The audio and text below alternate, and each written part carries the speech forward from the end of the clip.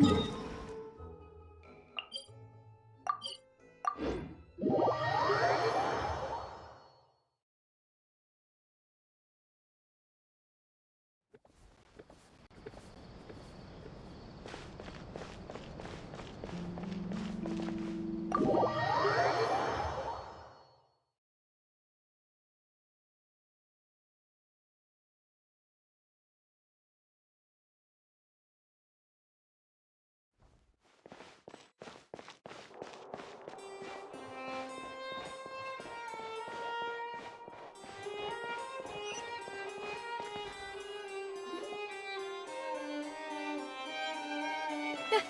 here! Finally! Is something wrong? Monsieur Neuvillette and Lady Furina, they seem to have gotten into a dispute. Please go see for yourself.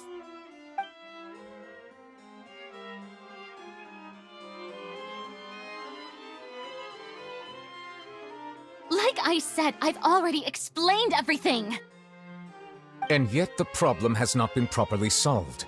There is little space for excuses between us. It is not my intention to offend you, but please, tell me where you stand. You are the Hydro Archon Focalor, are you not? Look at this. This is a list of the victims from the recent Poisson incident.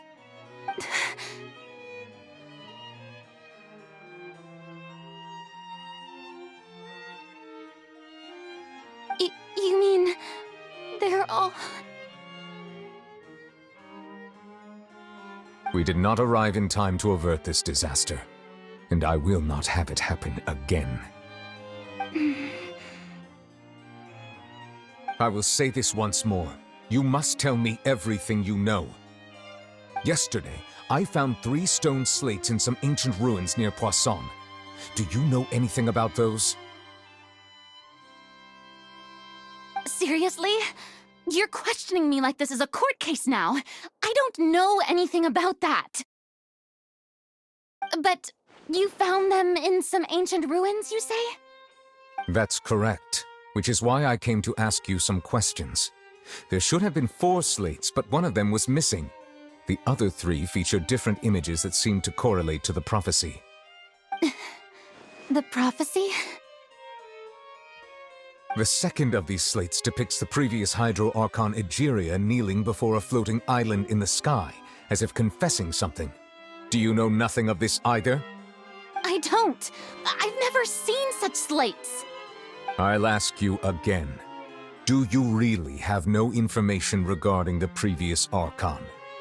My deciphering of the slates indicates that the Hydro Archon Egeria once had to confess to, or apologize for, a certain sin. If anyone would know about it, it should be you. All gods don't have the same secrets, you know. She was herself and I'm me. Is it really so strange that I know nothing? I understand your concerns, but I'm sorry. I just don't have anything to tell you. Forgive me for saying this now, Lady Furina, but I have long known of your various secret investigations into certain matters. There are several indications that you have been investigating the prophecy on the sly. This is not strange in itself, considering that you are the Hydro Archon. But it is strange that you should also claim to not know any of Egeria's secrets, as well as do nothing following your inquiries. You have never been as superficial as you have presented yourself to be, nor are you a fool. And yet, your behavior is very inconsistent.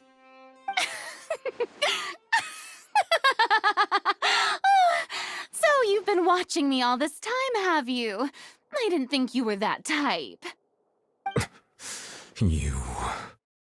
Well, since you know about my secret investigations, then you should know I'm actually working to take care of it. There's no point questioning or suspecting me. You're the Eudix, but you're still my subordinate. You should be following my lead.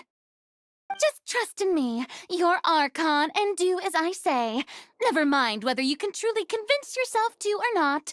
It'll all turn out fine. That's all I have to say.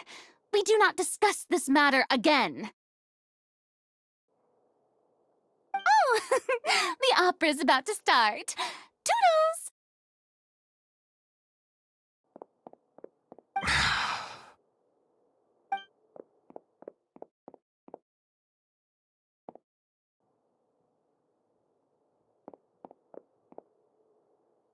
Did Furina not notice us standing by the door? Wonder what's up with her. She was smiling. She didn't seem in the mood to care if we were listening in or not. I assume you've been outside for a while now? Oh, you noticed. Seems Furina didn't even realize we were here. She was in a great panic, though I cannot discern the reason. Our discussion reached impasses time and again, a state of affairs that we cannot allow to continue. Still, I do not understand. Dialogue is the basis for understanding, so why did she keep refusing to engage?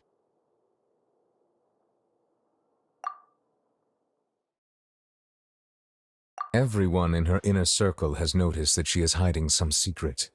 The issue is her attitude. I fear that she will not reveal anything unless absolutely forced to. We may have to create a situation in which she will have no choice but to speak. Oh? Like what? Normally, people will only reveal the truth when standing trial. Perhaps we must have the Hydro Archon experience just such a scenario. But Furina's seen so many trials, and she's really good at dodging questions. How do we make sure that she won't just slip away at the first chance she gets? We will need to consider this thoroughly, join forces with various parties, and then do what we can.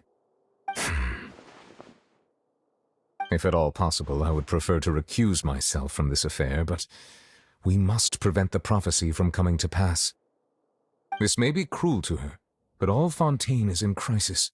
The information a god possesses is too precious, and so we must take a chance on this. But who will lend us their aid to do such a thing?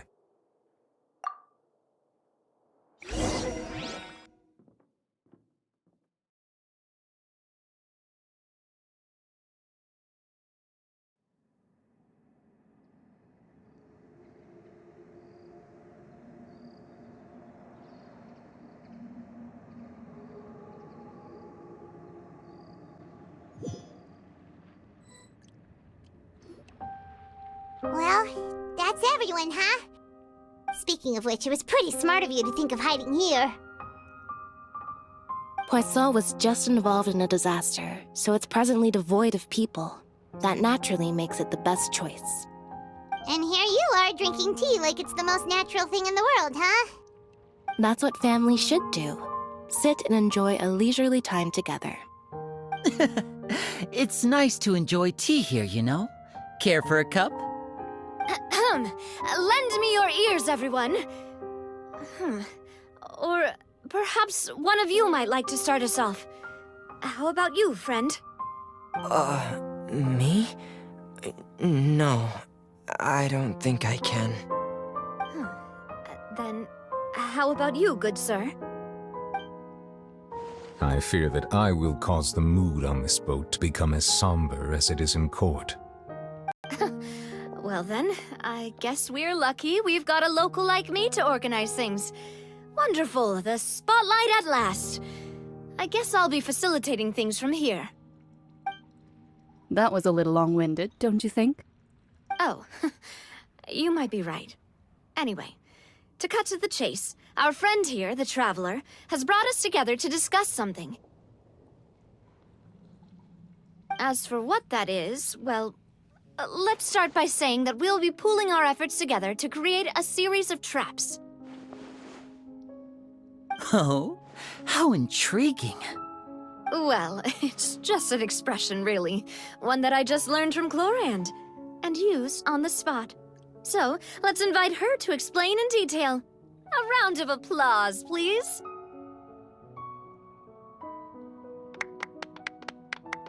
Huh? Didn't you say that you would be facilitating this? Oh, come now. Your work doesn't involve much public speaking, right? This is a good chance to practice. You might even pick up some fancy oratory tricks to impress your boss with in the future.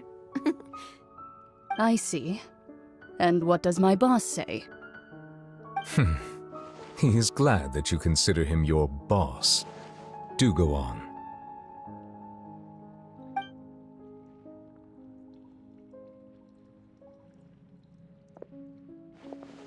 In that case, do any of you have experience hunting? Not that I recall. Ferminet and I once used a wooden stick and a basket to catch wild rabbits when we were younger.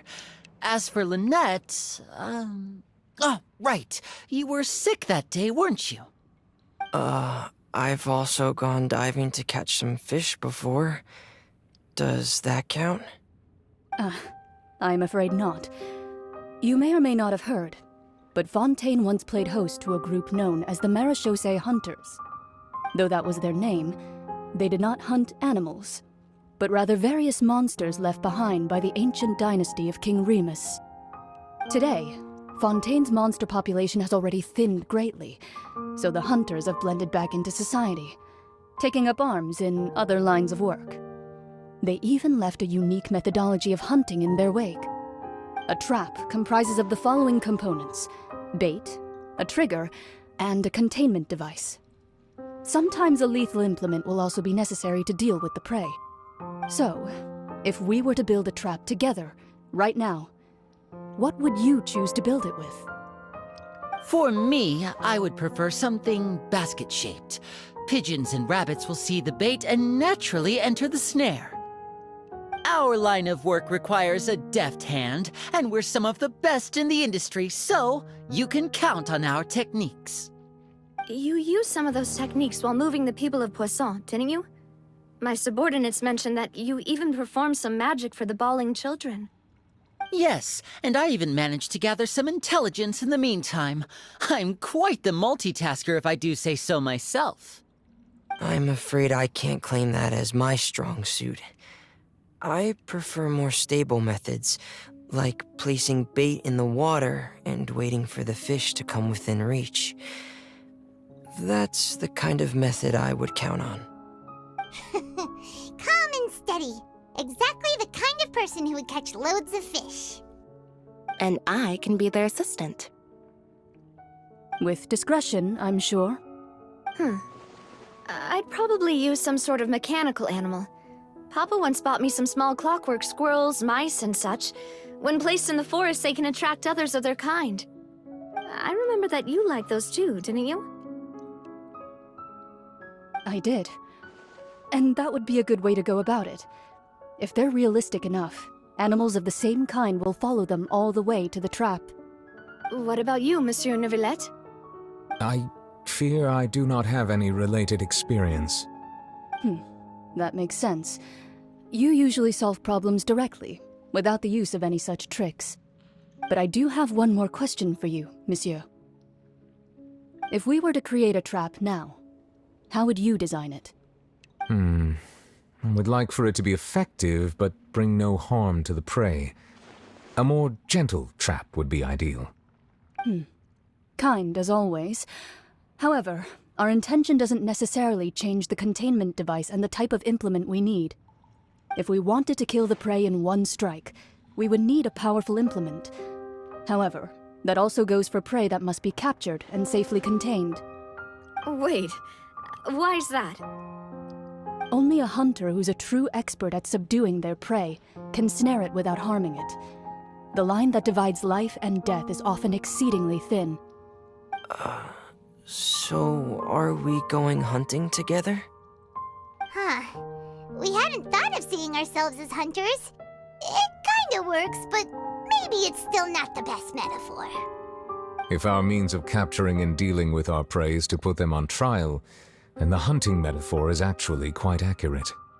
But we shall require much more courage than any hunter to judge a god, a being whose seat is an exalted throne. Oh, so that's what's going on. Sounds very interesting.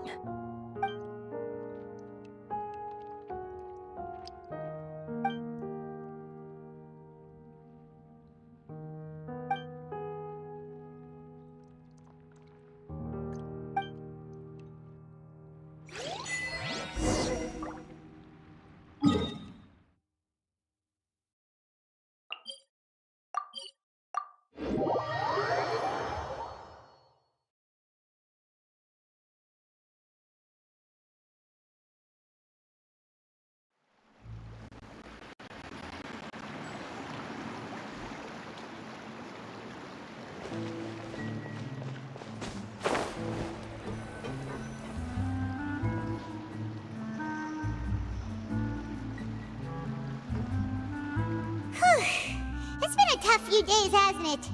So much has been happening.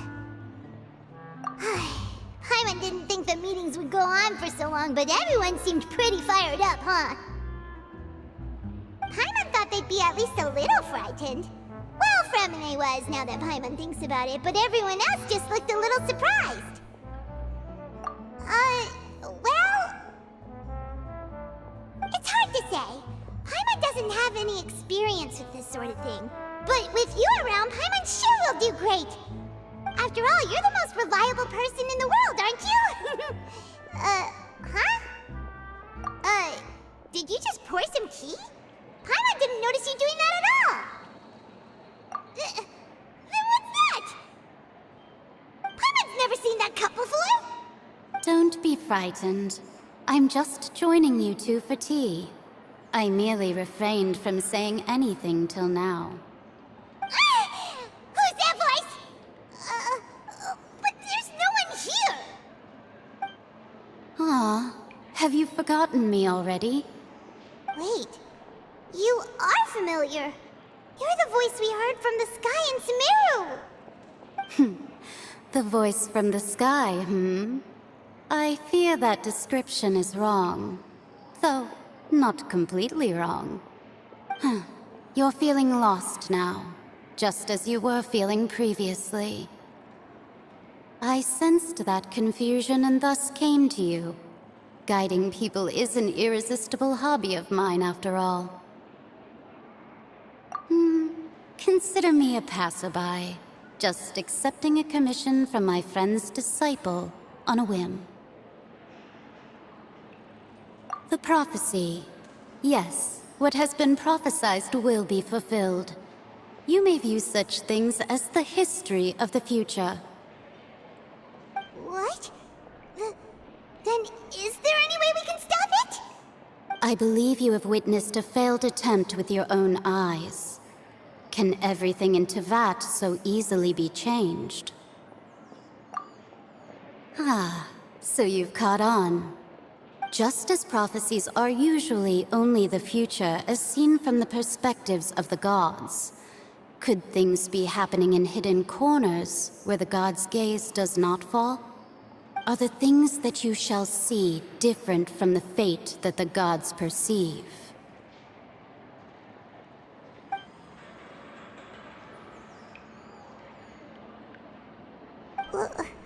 What is she talking about?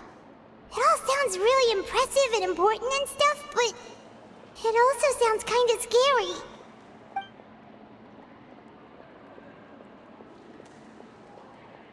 I believe that you understand, right? Some things are insignificant, but others you must reach out to change. Ultimately, fate shall serve as your only guide, no matter what will happen in Tevat's future. All you need to do is to play your part.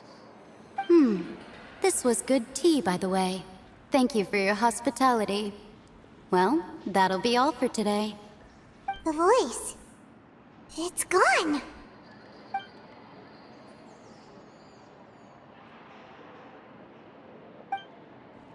What?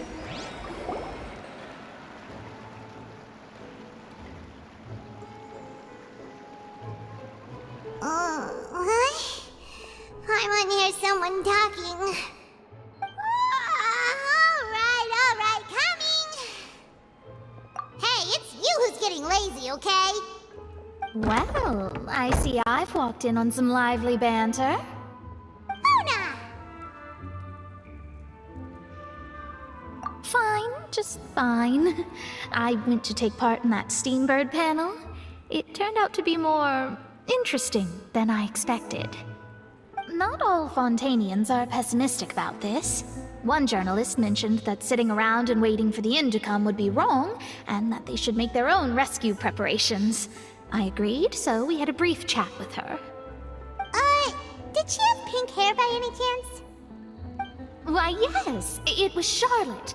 I assume you've heard of her, no? That daredevil journalist? I'm in full support of her view.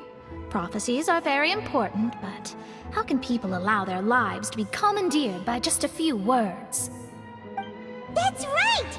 Paimon's glad to hear something sensible for once. Ah, yes. About what we had discussed before. I did try, but I'm afraid I couldn't reach the old hag. I'll try again tonight, but I wouldn't get your hopes up. Huh?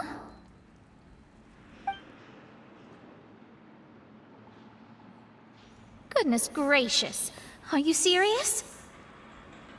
She said that even the god's gaze has blind spots.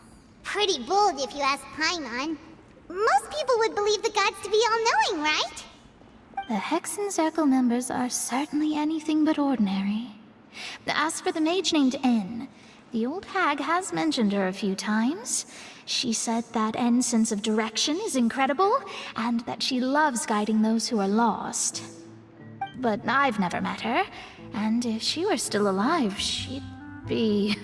Well, suffice it to say that the hag's at least a few hundred now, and N's been around for longer than that. Whoa. The Hexen Circle sounds like a scary group. But they must really stay in shape to live so long. Their abilities alone are pretty terrifying. If she came to see you personally, then the problem you're facing must truly be of great importance. Well, it's not like Paimon could understand anything she said. Yes, she was quite cryptic, but I suspect she means that there is still a way to turn things around. She didn't say when or what that would be, though, so... Perhaps it is something that you cannot know right now.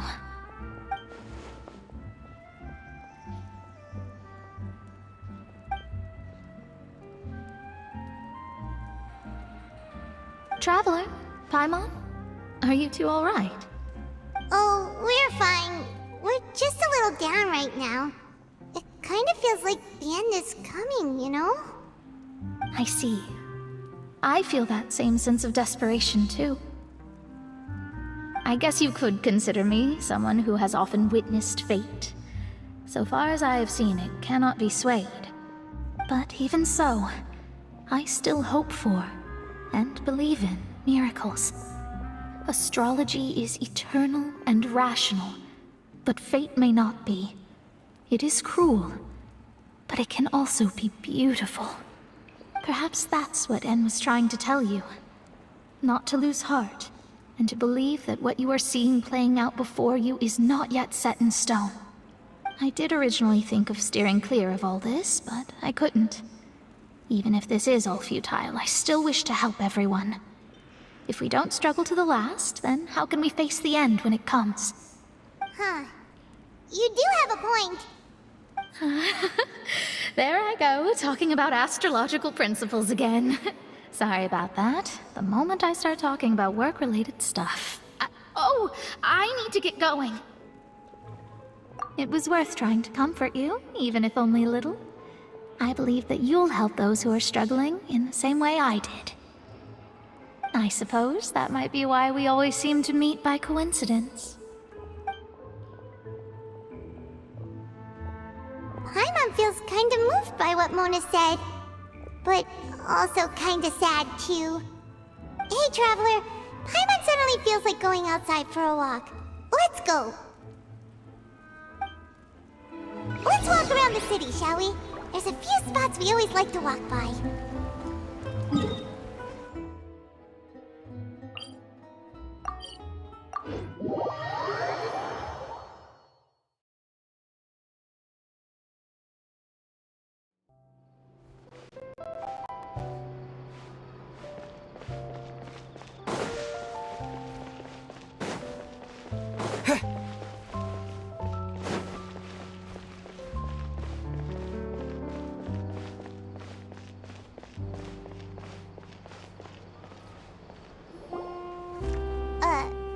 Huh? Our names are written in this newspaper. What's going on? Let Paimon see! The underwater stronghold, the Fortress of Meripede, has continued in its noble autonomy, but that does not mean that others cannot interact with it. My recent attempts to enter the fortress bore little fruit. Huh. Guess Charlotte still hasn't given up on that. Thus, did an Outlander friend become the focus of this report. A blonde adventurer with their white fairy legends trailing in their wake. It is said that this mysterious traveler once visited the underwater fortress. So while the fortress's interior remains a mystery behind closed doors, do not fear, for the tales of the traveler contain surprises in spades. Journalist Charlotte's biggest scoop yet, the Traveler's Trail, World Walker. Huh. Charlotte took so many awesome photos of us and we never even noticed her. She hasn't been able to get a hold of anything at the fortress, so since we're easier to find, she's using us as the subject matter instead? Ugh, seriously? Well, fine. Those headlines and photos do look cool, so Paimon will forgive her this time.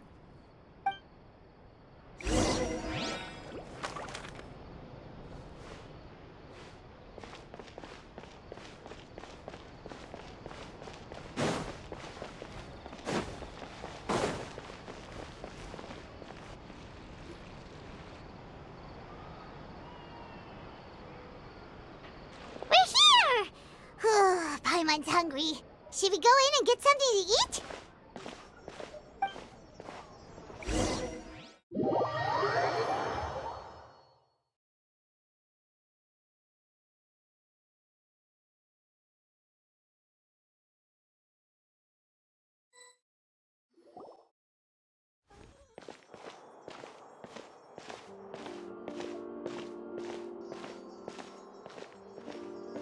Hey, quick! Look! That's the limited edition only 16 slices a day cake! It was so delicious the last time we tried it! Despite the tense situation we were in, let's give it another go! Paimon's sure it'll be great! 1 slice of cake, please. Someone showed up after all! Oh, wait, you're the one from the Palais Mermonia. Oh, are you here to buy cake too? It seems Monsieur Neuvillette was right. You really can eat.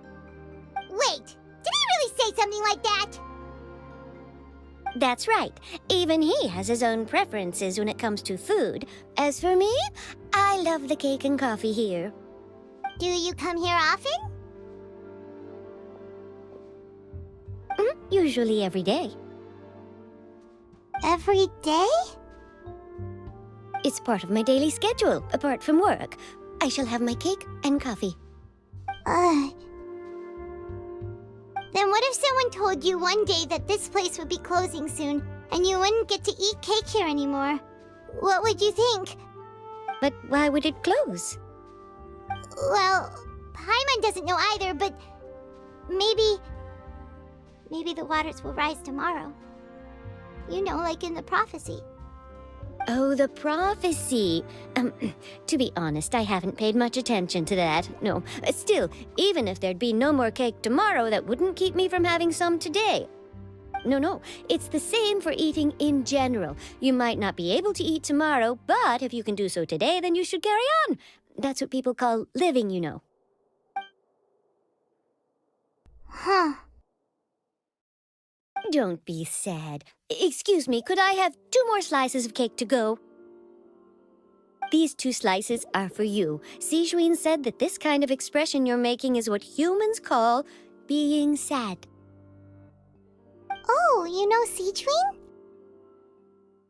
I sure do. She was born before me, and she sometimes comes to the surface to teach us things about humans. She said that humans are creatures that are saddened easily, yes, and you can only lift their spirits by feeding them delicious food. So please try the cakes here. I've got something else to do, so I'll be going now. You two try to stay in a good mood after eating, all right? Bye.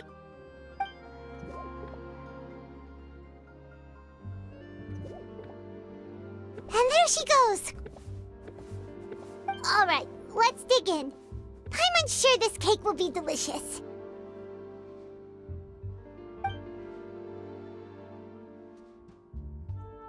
It's more delicious than last time! And the flavor gets even better with a sip of tea. It sure would be nice if we could come again tomorrow. Sure would be nice if we could always eat delicious food here.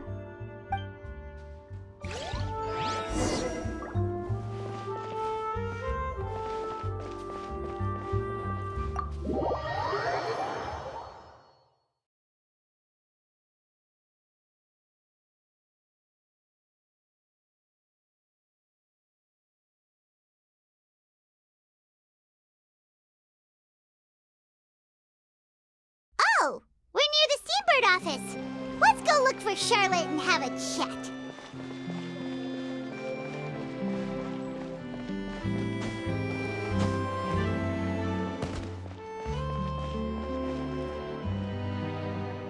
Wow! If it isn't the Traveler and Paimon! Oh, have you seen the article I wrote about you? Ha! You've got some nerve! You just used us to make some quick mora! Oh, you needn't worry about that. I heard that you were in Poisson some time back, so I sent you a letter to discuss just that. It appears you didn't receive it, though. It's all right, though. I've set aside the amount intended for you. I've even set the table with some food. Really? Oh, you're the best! You're almost a little too easy to win over, Paimon. If I were a journalist with ulterior motives, you'd be in trouble now, you know. Oh, Paimon knows you're not like that. Still, what brings you here all of a sudden? Were you looking for me? A friend of ours met you a while back, and when she mentioned it, we thought of coming to see you. Her name's Mona. Ah, so you know Miss Mona as well. She's a guest columnist for our paper. Really good one, too. She's so young and already such a brilliant astrologist. So she mentioned me? What did she say? She said that you're a real daredevil of a journalist. Nice. In which case, can this daredevil journalist dare to request an exclusive interview with the legendary Traveler and Paimon? Huh? So your article in the paper today doesn't count? Oh, of course it doesn't. That was more like live photography. What I'd like to do is dive deeper and ask you to talk about the things you've seen and experienced. Yeah, are we even qualified enough? Why not? If I say you're worth an interview, then you're worth it. But not right now, of course. I'll need a few days to prepare. Oh, in that case, we'll just chat when you have the time then? Oh, so that's a yes? Ooh, splendid! I'll tell the editor-in-chief immediately. I'll have to apply for lighting, a venue, some props, and... Whew, so much to get done now. Talk to you later. Wait, Charlotte, Paimon's still got a question for you. And what's that? If, just for example, Fontaine were to be flooded tomorrow, what would you do today? Huh, that's the prophecy you're talking about, isn't it? I mean, I do hear about it often, but I've never once thought that the day could be tomorrow. If you're seriously asking, then I might try and think of a way to leave Fontaine. Oh, but I'm still a journalist first and foremost. That means I have a duty to be reporting from the scene. And secondly, I wouldn't forsake my homeland that easily. From what I've seen, most people don't know what they'd do should the worst come to pass. In truth, it might be better just to behave like normal rather than worry over such an end. So in all likelihood, I'd probably still be prepping at the office for that interview of ours. I know what you're thinking. That sounds a bit sad, but I've always believed that it's best to do what you enjoy. Just think about it. If this nation really were to be suddenly destroyed tomorrow, but I still successfully finish an exclusive interview with a truly unique person, then the story I would wind up writing would truly be timeless. And then do you know what I'd do? Well, I'd write that story, send it for printing, and use messenger pigeons to get copies out to the various nations as soon as possible. I'm not a dreamer, nor am I a workaholic, but I do love my job, and I'd be proud of leaving such an article behind. I guess you could say that I was born to be a journalist. But anyway, that's my answer. And on that note, I'll get back to my preparations. That's so nice. All of a sudden, Paimon actually kinda envies her. Anyway, let's go and take a look at the sea, shall we?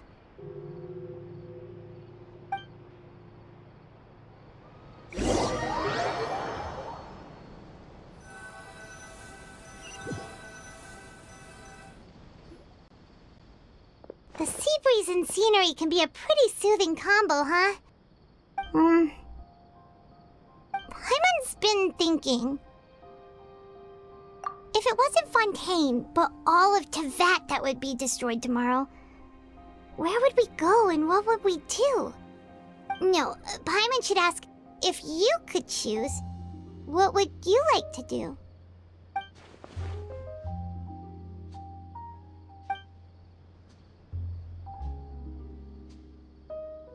We've always been moving to the next destination, so we haven't spent much time thinking about these kinds of things. We didn't have to either, with us always being on the road and whatnot. You mean, still traveling? Huh. Wait, isn't that what we've always been doing?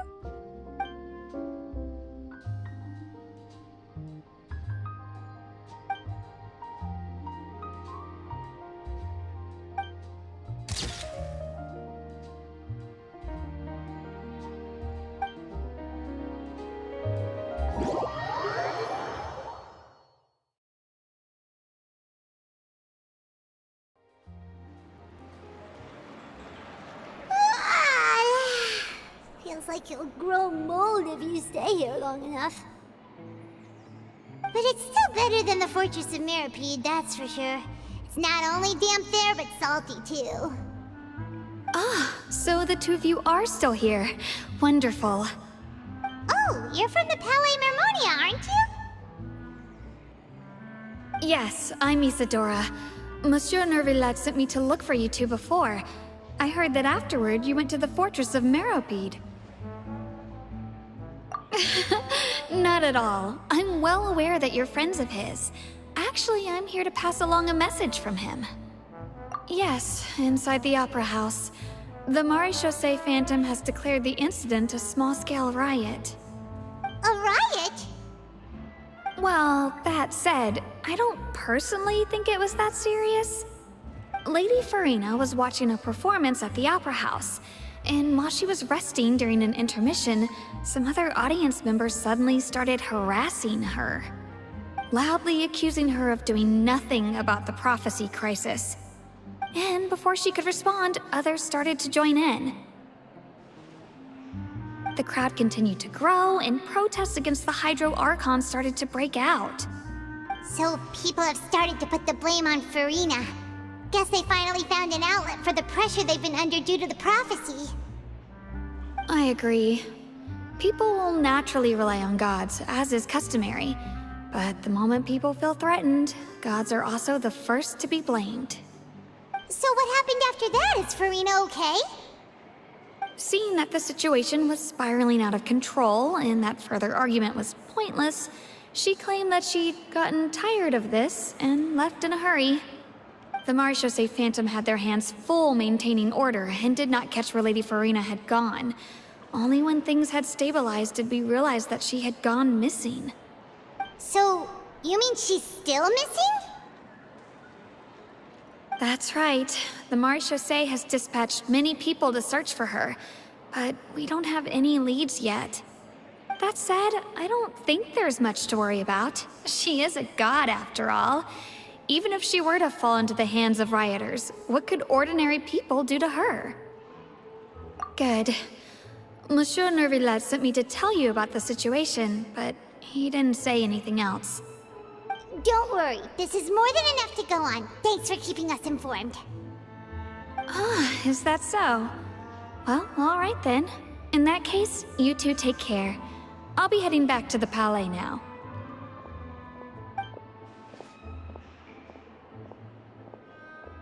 Well, sounds like we should hurry over to Poisson then. If we know Furina, she won't try to fix things in this situation. Instead, she'll look for a place to wait out the heat. And, as we also know, she may be loud and dramatic, but she doesn't have a heart of stone. When Neuvillette was talking to her in the Palais Mermonia, and she heard about Poisson, she couldn't hide her sadness and remorse. It would be hard for her to ignore being accused by the public today. Paimon thinks Furina's probably taken the opportunity to slip away to Poisson and try to relieve the sense of guilt that she's feeling. Huh! Well, what do you think? Paimon knows the answer, of course, but Paimon can do the analysis to back it up, too. Cool, huh? In that case, there's not a moment to lose. Poisson, here we come!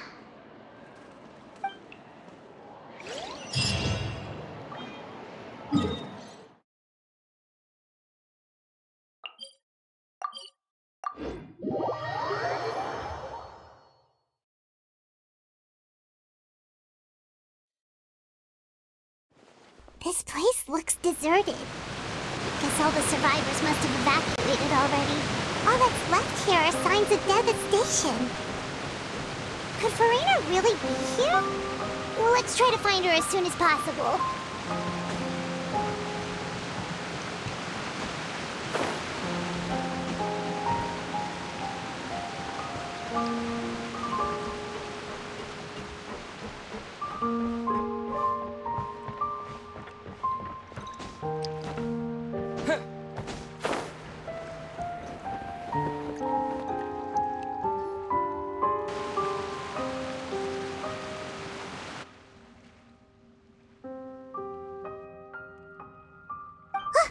That's Furina, right over there.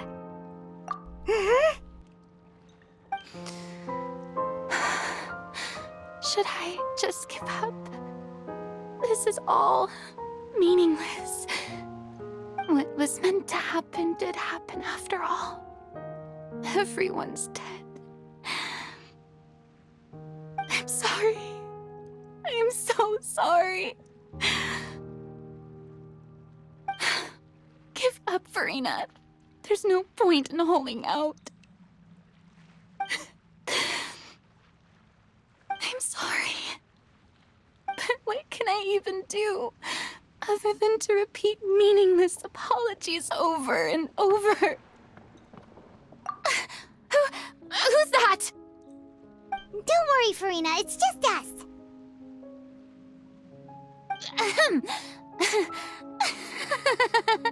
So it is you, blonde traveler from another land. Why, I almost thought you were someone from that mob of my ignorant subjects, come to kneel and beg for my forgiveness. Furina, you were crying just now, weren't you?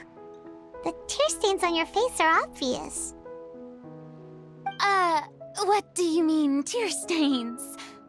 Oh, I remember.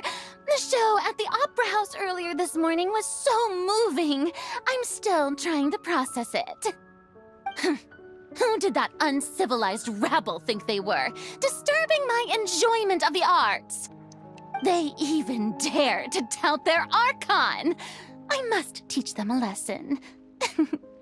I can just imagine their twisted and frustrated faces once they realize that I'm nowhere to be found. Oh, and I'm sure Neuvillette and those people from the Marsh Chaussee Phantom are freaking out right next to them, too.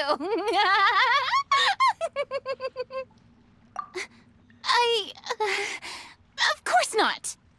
Hey, there she is! The Hydro Archon's over there! Quick, after her!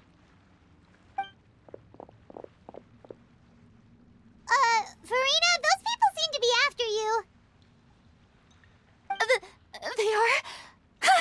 They're just some rabid fans who want to cut the line because they haven't been able to meet me in person, aren't they? That's against the rules. I can't let them get their way. Furina just ran off! Quick, we have to catch up with her!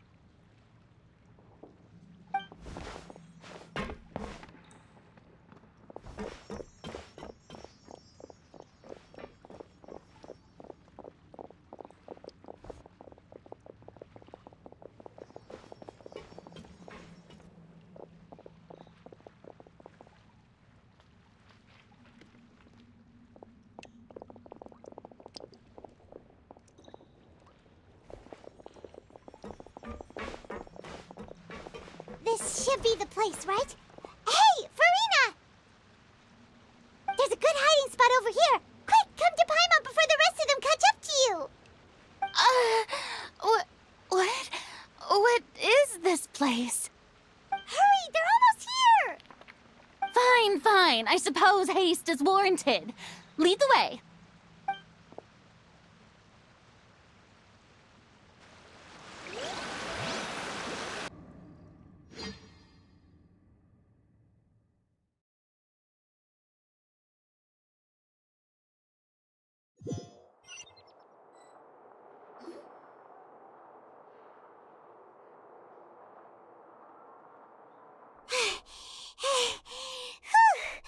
Paimon's exhausted.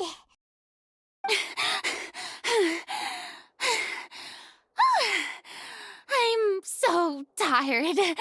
I totally thought they had caught me. No, I mean, I merely gave in to the sheer enthusiasm they displayed.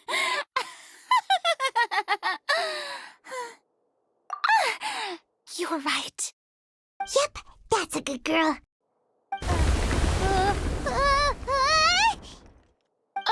What's happening? The ground's shaking. Is it an earthquake? Yeah, a quake of this kind preceded the flooding in Poisson, didn't it? It can't be. It's happening again. Well, there's no need to worry too much about that. Neuvillette's made some emergency plans, so the evacuation should go a lot smoother this time.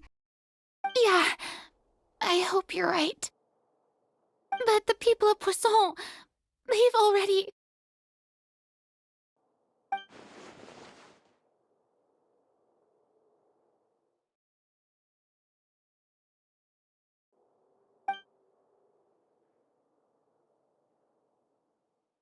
It's true.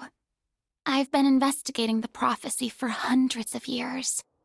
I once had informants all over Tevat, searching for clues and feeding information back to me. I've tried all kinds of ways, too, to hold back the sea. Anything to keep the coastline from advancing. But all my efforts proved to be futile in the end.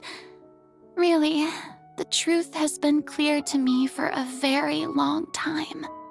We cannot make an enemy of the divine. No matter what we do, the will of the heavenly principles will have its way, and the prophecy shall be fulfilled. Give up. I do love the sound of that phrase. It would mean finally coming to terms with fate, but also for me to finally be free. Indeed, I've thought about giving up so many times, especially after we almost lost Poisson. Fate is really unreasonable, isn't it? It has no heart and obeys no rules. The prophecy has only just started to come true, and so many people have already lost their lives. But just now, it all became clear to me. I still don't have the right to come to terms with fate on behalf of everyone else. As long as the final moment hasn't come, it's still not too late. Don't worry. I will keep hope alive for everyone until the very end. Well, that's enough for now. I got the impulse to play the stricken maiden, but honestly, considering my rank and station, that wasn't a good fit at all. Don't take any of what I just said seriously. How could I possibly let Fontaine fall to the whims of trivial prophecy? Come on! Paimon could have sworn you were actually being honest just now.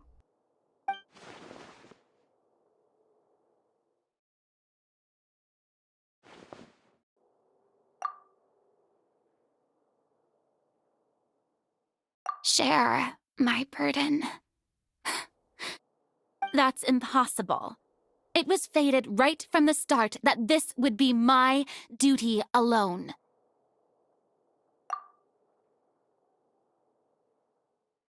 A witness. Yes, I've heard that you came to Tevat from beyond the stars, yes. In other words, you never belonged here. And if Tevat is, in its entirety, a show on a stage, then you're just a spectator, aren't you? If that's the case...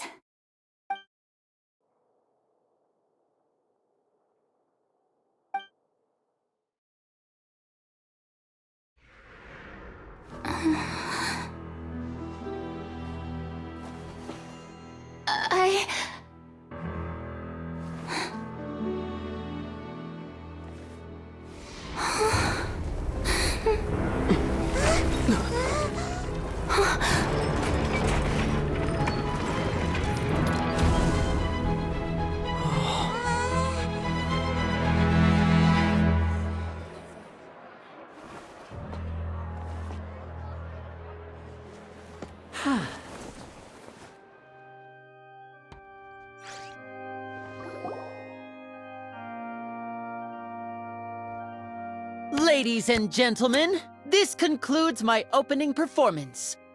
Now, without further ado, we may proceed to the trial of our god. So this is what it is. Yes, you deserve praise for the effort you took to raise the dramatic stakes. Do not forget, however, that I am Focalor, the god of justice, the embodiment of justice itself. Does it not strike you as even the least bit absurd to bring the very concept of justice to trial? May I interpret these words as your refusal to stand trial? In that case, you will have the opportunity to defend your honor through a duel. You would draw your blade against a god? I see. It seems like you have made up your mind.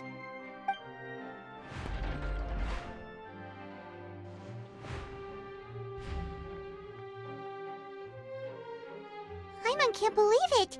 She just surrendered. What the heck is going on? Did I just see an Archon surrender to a human? Wow, how utterly humiliating. Lady Furina, what is the meaning of this? Shh! It would seem that there has been a misunderstanding. To be clear, the raising of both hands is not always an indication of surrender. Looking for excuses again, huh? I raised my hands just now to indicate my acceptance of the trial. No duel shall be necessary. I will admit that I've been running away for a long time. I'm sorry, everyone. I was unable to protect the people of Poisson. It is my duty to stand trial for my crimes. You are not the only ones to be disappointed in me. I, too, am exceedingly disappointed in myself. But now, it is time for the Hydro Archon to show you her courage and resolve. I, Furina, will use this trial to show the world the true meaning of justice! This time, I will protect you. Applaud and rejoice! One of the most outrageous and fantastical arcs known to the Opera Epiclese is now unfolding before your eyes. Mark my words, this shall be one of the most exhilarating and brilliant shows ever to grace the stage of Fontaine! The trial of the Hydro Archon, Focalor, will now begin! Woohoo! Oh, now we're making history! Why does it feel like Furina just took over the whole thing? Like, come on! Didn't she just get forced to stand trial for her crimes? Also, even though she's still acting super dramatic, she is taking this seriously this time, right? All right, then. Who will be my opponent in this trial? The court asks the prosecutor to please take the stand. Is that so? Very well. Then please speak, witness of Tivat, my accuser and fated opponent.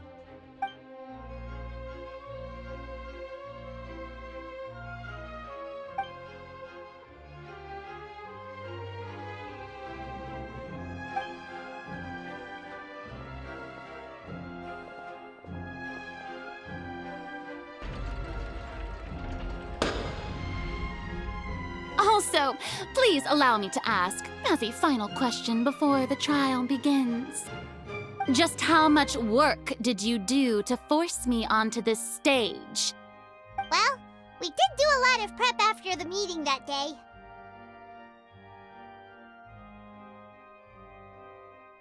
I can go over the tasks assigned to the Spina di Rosula, since they were rather straightforward and easy. Navia, the president of the Spina di Rasula. Most of the people who participated in the disturbance this morning were my subordinates. They changed into plain clothes and came to the Opera House as regular audience members, waiting for the perfect opportunity to incite insurrection against you. The people's resentment against their Aarchon has been building as more and more of the prophecy is fulfilled. A spark was all we needed to turn smoldering anger into a flame. Moreover, according to our understanding and analysis of you, when something like that occurred, you would likely flee the scene and head to Poisson by yourself. So, we arranged for a second group to lie in wait there. So, you mean, the ones who scoured the settlement for me were also from the Spina? And their goal was to force you to step into the giant magic box so you may personally participate in the greatest magic performance in all of Fontainian history. That's right. That house was a magic box, rather than someone's residence. As the super ultimate version of the setup that I used when I first performed at the Opera Epiclese, the volume of the box was increased by a whole order of magnitude, and the distance it traversed was the entire gap between Poisson and Aaronius. Its cargo, of course, was an Aarchon instead of a human. My thanks, Furina. Without your help, we could never have pulled off such an extraordinary performance. You're welcome? Of course, this performance was only made possible with Father's support. The House of the Hearth spent a massive amount of labor in Mora to pull this off. We had to select a location, construct the giant magic box, dig a tunnel, and open up a path through the water.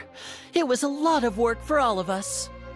So, in other words, the earthquake that we felt within the giant magic box was just a normal tremor from the transportation of the whole house? That's right. It wasn't a sign of another disaster to come. Then, I can guess Neuvillette and Clorinde's parts. You gathered a crowd, prepared a stage, and made sure that the champion duelist would be immediately ready for a fight. Also that as soon as I appeared on the stage, the trial may commence without a hitch. Am I right? Yes, that is correct.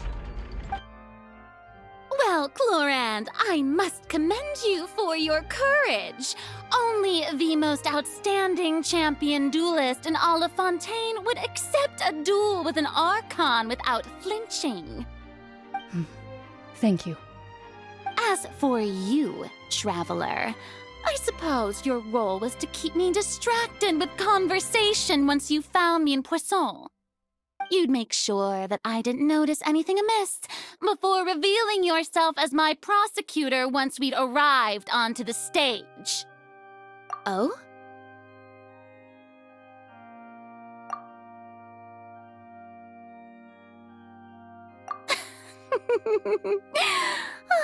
Is that so? Then I suppose I must have missed my final chance.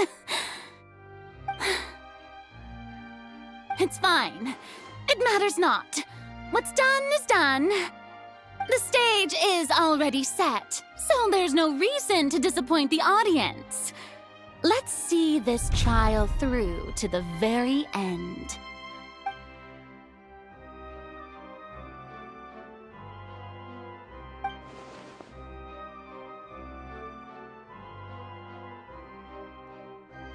Sir Prosecutor, please allow me to pass this along. This is a document that Miss Charlotte applied for and received permission to share with you during the trial. According to her, it should speed up the proceedings. Huh? Charlotte wanted to give us something? Oh, so she's here too! Hey, Charlotte! Oh, let Paimon see. Isn't this the exclusive interview that she did with us before? So she's already finished it, huh? Wait, then that means this document is a perfect timeline of everything that's happened ever since we stepped foot in Fontaine! So in other words, we can refer to this anthology of evidence every time we want to use something from our journey as evidence for an argument! Let's quickly confirm the information in it. as a refresher, alright? You defeated the Hydro Archon in the very first duels you took part in at the Opera House. That's one for the history books, all right. I didn't think that you'd wind up getting to the bottom of the case I'd been following all this time. I guess you could also see this as a happy coincidence. This is the first time Monsieur Neuvillette had a difference of opinion with the Oratrice. Even the Hydro Archon can't figure it out. A Fatui Harbinger. She's an extraordinary person. Her instinct must mean something. The fortress of Meripede was almost destroyed in a single day. That I didn't witness that scene personally will always be a source of professional regret, I think. According to Monsieur Neuvillette, both Child and that whale should have been in the primordial sea at that time. I nearly lost my awesome friend Navia. To be honest, that still gives me shivers. The words of someone as extraordinary as a witch can probably only be truly understood when something surreal happens to you.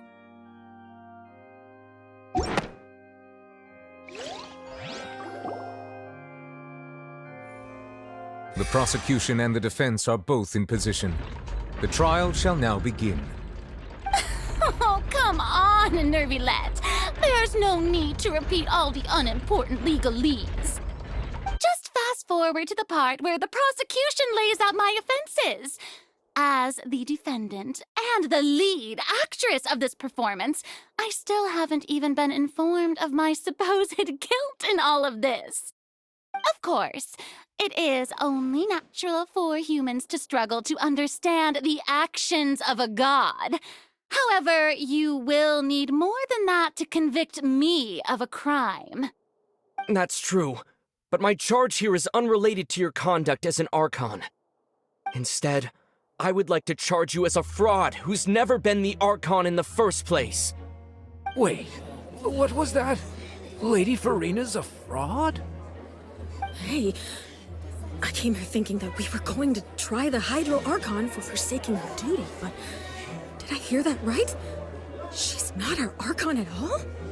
Charge accepted.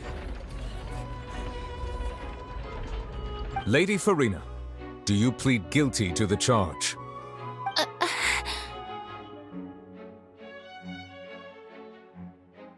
Lady Furina. I plead not guilty. How can I be guilty? There is no way that I, Focalor, otherwise known as Furina de Fontaine, a member of the Seven and the Regina of all waters, kindreds, peoples, and laws of Fontaine, could be anything other than your true Archon. Yeah, even though Lady Furina can be rather eccentric, isn't it going too far to doubt her very identity? Yeah, I've never questioned her identity either. Sure, Lady Furina can be super irresponsible, but what grounds does that prosecutor have to make such a huge claim? I have cause to believe that common sense will prevail in this case. Many of the members of the audience have known me as the Hydro Archon ever since they were born. There would be no fooling their memory. See? Even the Oratrice has decided to show me its favor. Are you sure you want to commit to a charge that will never be upheld? If you wish to drop the case, I can promise you as the god of justice that you will not have to face trial for making a false accusation. We will treat everything that's happened as a dramatic spectacle and move on with our lives. What do you say to that? Huh. An argument with near impossible odds, huh? We have to not only refute Furina's claims, but also overturn the long-held beliefs of the people. Well, I tried to give you the chance to surrender. If you must persist, then let me ask. If you believe I'm not the Archon, then what manner of being do you think I am? And if I was not the Archon, then how did I manage to live for over 500 years?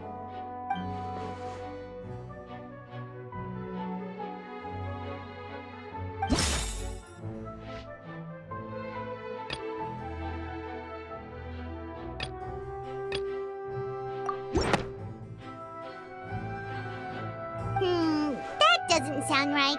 Paimon doesn't think this clue can be used as compelling evidence to build our case.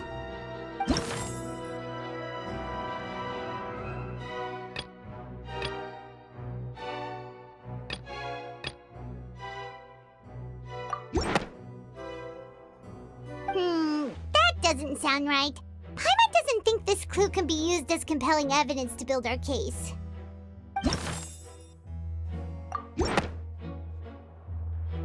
First of all, you may be a member of another long-lived race, which would allow you to naturally possess an extended lifespan. And second of all, even if that wasn't the case, there could be other ways to extend your life. Who gave you that idea? Was it the knave? You'd sink so low as to use a harbinger's words against me. A curse? I once thought it possible that the aura of an Archon might naturally resemble a type of curse. But in light of this claim, perhaps what I sensed was not your divinity, but a curse after all. You sensed it too, huh, Neuvillette? Lady Furina is actually a human? Well, it is true that it's extremely difficult to tell humans and gods apart just by looking at them. It's not impossible.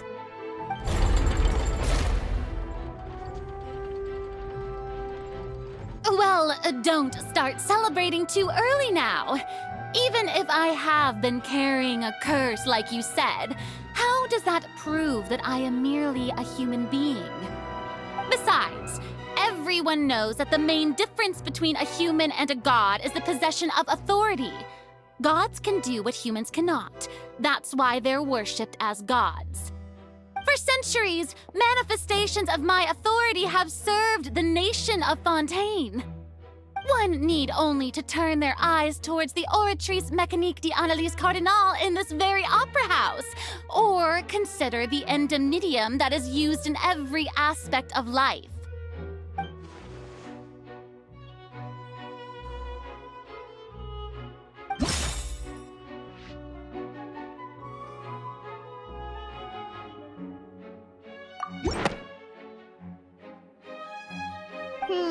That doesn't sound right. Paimon doesn't think this clue can be used as compelling evidence to build our case.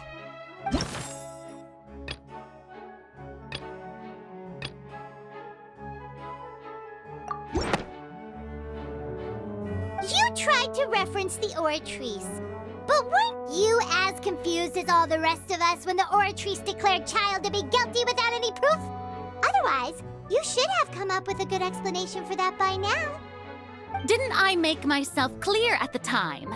The decisions of the gods are naturally difficult for humans to comprehend.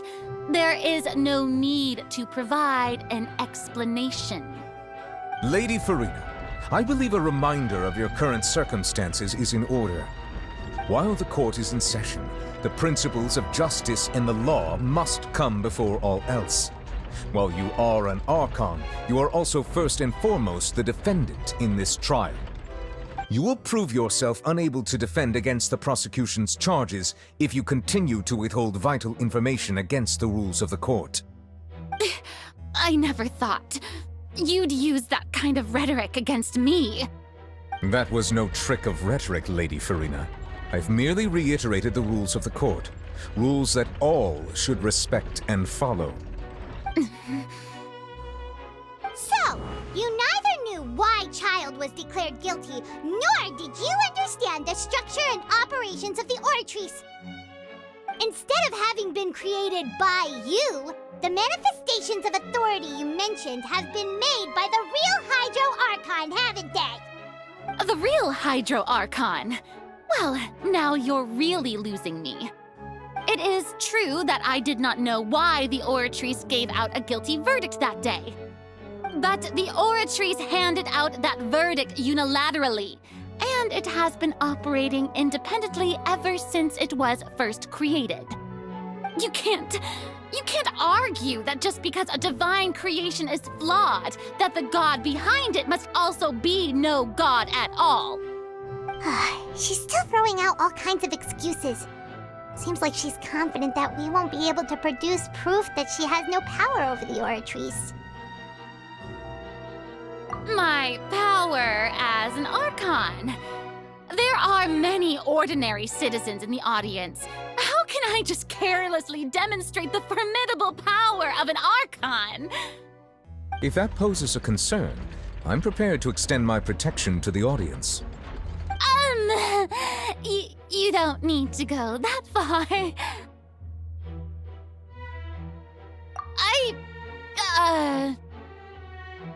Aren't you the Hydro Archon?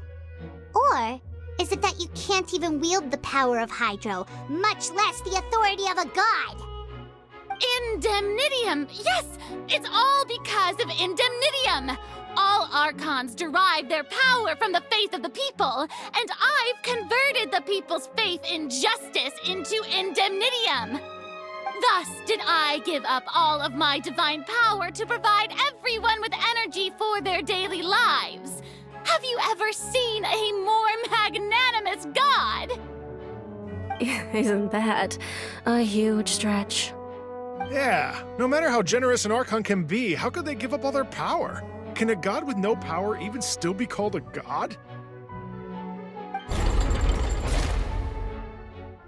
It seems like nobody's buying Furina's excuse. Hey, come now, everyone! Please don't stare at me as if I was a liar! I'm still the same Furina you knew, right? The one that you loved! Shouldn't you want to believe in me? Please? You've got to believe me! If what the prosecutor said is true, she really has committed a grave offense. Did she deceive all of us? And all of our parents and grandparents too? And all of our ancestors? Ever since they were born? Enough! That's enough! Tell me then, if I'm not the real Hydro Archon, then who is? If you have no evidence of another Hydro Archon's existence, nor can you find anyone who can back up their claim to be such, then what grounds have you to say that I'm not actually the real deal? Wow, she came up with yet another argument. How can we refute her now? Seems like she really doesn't want to give up.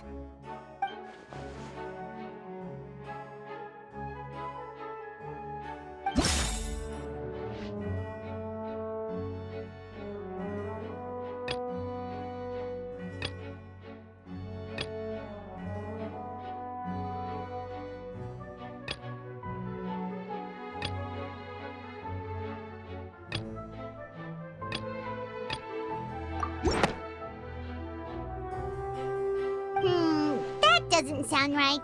Paimon doesn't think... that doesn't sound right.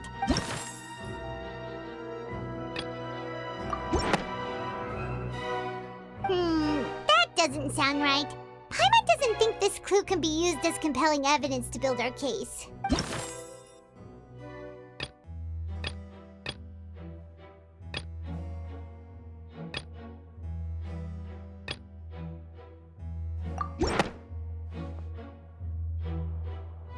It has been established that all Fontainians can dissolve in water from the primordial sea. And that means... Since you insist on claiming to be a god and not a human, then there's a method that you can use right here and now to eliminate all suspicions of you being the latter. Miss Navia, please apply to serve as a temporary attorney for the prosecution before addressing the court. Though you act in partnership with the prosecutor, you must still adhere to proper procedure. Super sorry, Monsieur Chief Justice. I swear this really will be the last time that I'll speak out of turn. Now, I've brought some seawater from Poisson. As everyone knows, a massive flood struck the area not long ago, taking many lives, including those of some of my closest friends. So, Miss Furina, would you dare to touch some of the seawater? If we are to believe that you are indeed the real Hydro Archon, touching this seawater would have no effect on you. All it should do is strengthen your case. But if you don't dare to touch it, then we would have basically proved the reverse. Oh, and I must remind you that after the disaster at Poisson, nobody wants to see any more people dissolve. I do hope you'll act prudently and choose the simpler path of admitting guilt. Navia from the Spina di Rasula. The Spina has governed Poisson for many years. I guess her suggestion is valid. If Lady Furina is indeed just a human, she's probably Fontainian like all the rest of us. Would she really dare to try?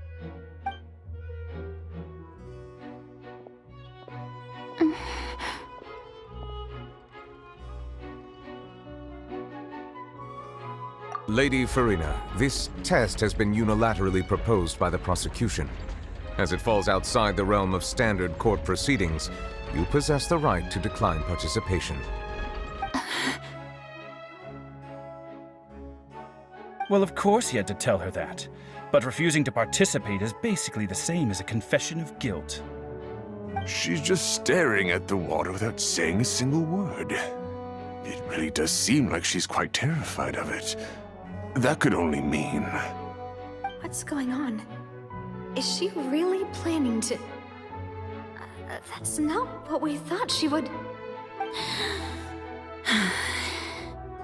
Due to the inherent risk of the test, Lady Furina, you may...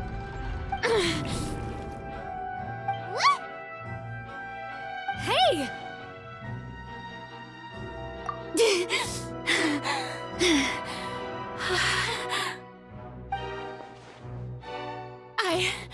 I'm fine!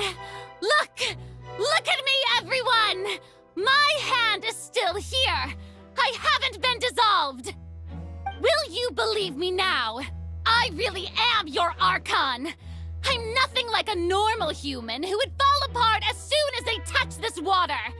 Really? Was this not the most obvious thing in the world? Miss Siegewien? If you're present, Miss Siegewien, please come forward and attend to the defendant.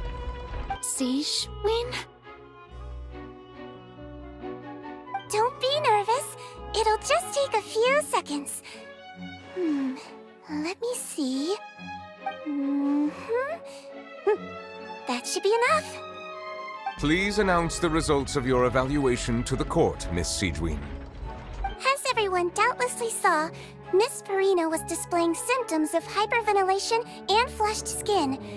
These indicate that she was experiencing the adverse effects of exposure to primordial seawater. The extent to which she was affected is the same as other humans when exposed to primordial seawater of a similar concentration. Thank you, Miss Siegewien. Lady Furina, you may return to the defendant's stand. Oh wait, what did she just say? I didn't get dissolved! Shouldn't that be enough to prove my innocence? Well, considering your tendency to run from your problems, we did originally prepare a direct sample of the seawater around Poisson. However, after extensive discussion, we exchanged it for a sample that is not concentrated enough to dissolve an actual human. After all, on the off chance that something entirely unexpected might occur, we don't want anyone else to lose their life to the sea. Yeah, so out of regard for Furina's life, you secured a low-concentration sample and asked the head nurse to serve as an expert witness.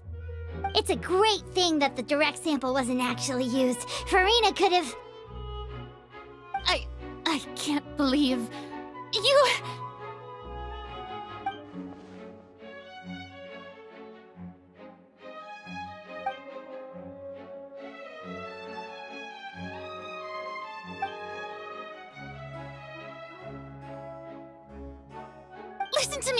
Listen to me, everyone! Please don't give me such cold and disdainful looks!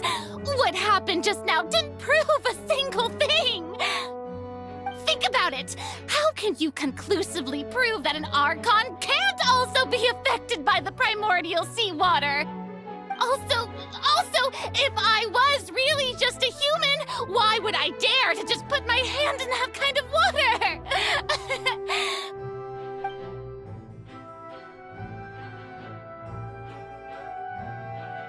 Please, anyone, just listen to me! I swear, I really am your Aarchon!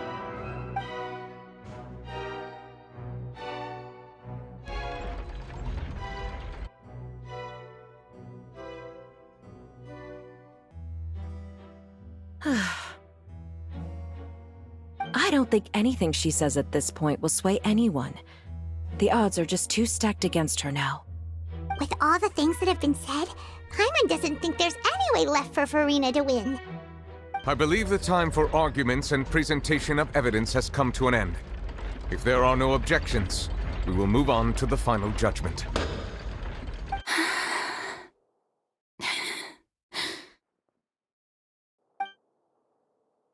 I don't think anything she says at this point will sway anyone. She's too stacked against her now.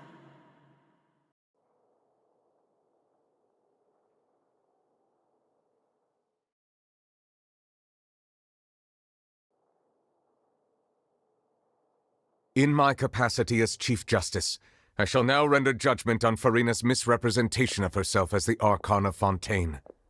As a human who knowingly deceived her fellow citizens, Furina is guilty.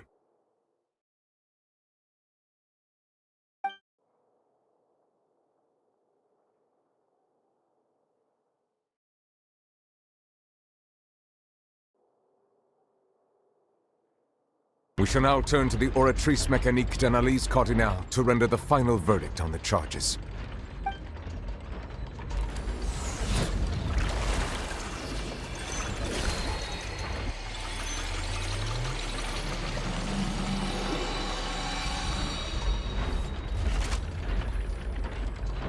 According to the judgment of the Oratrice Mécanique d'Analyse Cardinale, Furina is...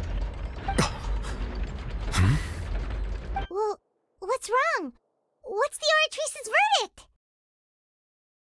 No, the Oratrice also displays a guilty verdict. Isn't that correct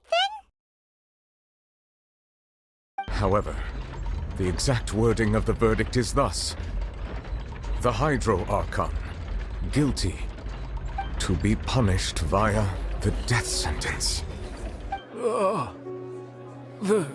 The death sentence? That's actually one of the available sentences? I've always thought that it was just a myth. The one and only time the death sentence has been handed out at the court, and it's been given to the very person we've worshipped as the god of justice? What an unexpected twist. Furina's been sentenced to death by the Oratrice? We just wanted to use the trial to show her the seriousness of things so she'd tell us the truth. How did things escalate this quickly? This outcome is indeed quite strange. According to Fontaine's current definitions of justice, as well as its recommendations for criminal sentences, is this sentence really appropriate for the crimes that have been committed? Yeah! Even Fauché wasn't sentenced to death by the Oratrice. You know, the real evil mastermind behind the serial disappearances case. Indeed. Not only is Furina's sentence overly excessive, the very point of our trial today was also to prove that Furina has never been the Hydro Archon in the first place. But now, the Oratrice seems to have deliberately invoked the title of the Hydro Archon. What does this mean?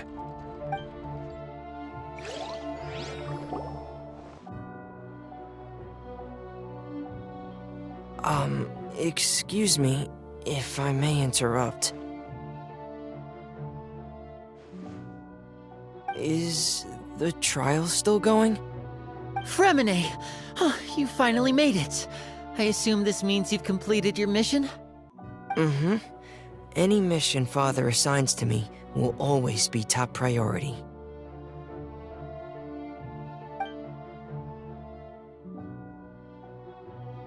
Is that the first prophecy slate? Huh. So the knave privately arranged for Ferminet to try and find the missing slate. I looked everywhere and finally found it at the bottom of the sea. It took me a long time to get around some dangerous stretches of water. But has the trial already concluded? Then doesn't that mean I've come too late? Oh no. Father will be disappointed in me. Thank you for your hard work, Mr. Ferminet. Please allow me to review the record left on the slate. Traveler, I believe that you have already seen the other existing slates, and would like you to come here and confirm their contents.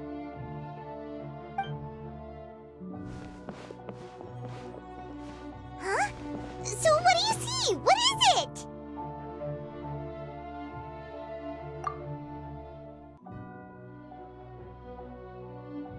I believe I have now made sense of the Hydro Archon's crime. It has to do with Fontaine's lost history. Huh? Isn't the Hydro Archon just guilty of deceiving her people? Oh, wait, no, that's Furina, and we've already proven that she's not the Hydro Archon. So when you say Hydro Archon, do you mean the real Hydro Archon we've been kinda talking about? In truth, everything that you've encountered in Fontaine up until this point can be traced back to the contents of these stone slates. However, I'm uncertain as to how much sense they currently make to you. Okay, let's try to recall the contents of the other 3 stone slates. Paimon will do her best to help you remember.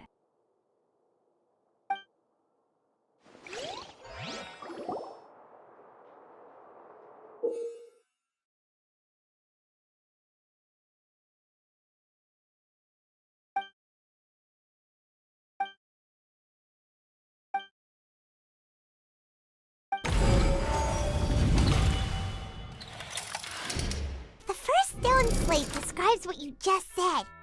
It seems to show the previous Hydro Archon using her divine power, and then the Oceanids turn into humans. Does that mean that Fontainians are transformed Oceanids? Oh, Paimon wasn't expecting that. But if Oceanids can turn into humans, then perhaps this process can be reversed as well. The second stone slate shows Celestia floating in the sky, and the Hydro Archon and her people worshipping it together. But the heavens still brought judgment down upon them. This must be the point when the Hydro Archon and the Fontainians were branded with their original sin. Does this mean that the original sin and the Hydro Archon sin are the same thing? The third slate shows the Hydro Archon sinking into the sea surrounded by many people. That reminds Paimon, didn't we also watch that happen to someone else? Well, the fourth slate is the prophecy the Fontainians have been talking about. People dissolving into the sea, the Hydro Archon crying on her throne, and so on. We didn't believe that such a crazy disaster could happen at first, did we? But after that incident, it was just a question of when and not if.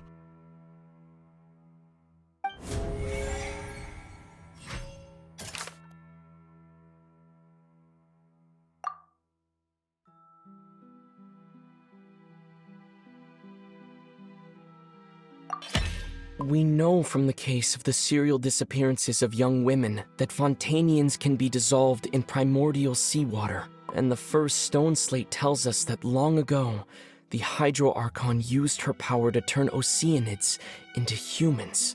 This might be the reason that Fontainians can dissolve.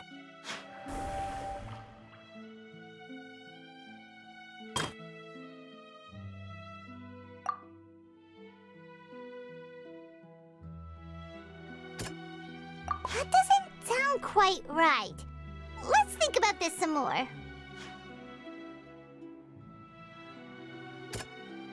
That doesn't sound quite right. Let's think about this some more. That doesn't sound quite right. Let's think about this some more. Perhaps what is about to take place has all happened before. The true sin of the Hydro Archon that Neuvillette mentioned, and the original sin cast down on the people of Fontaine by Celestia, as recorded on the stone slates.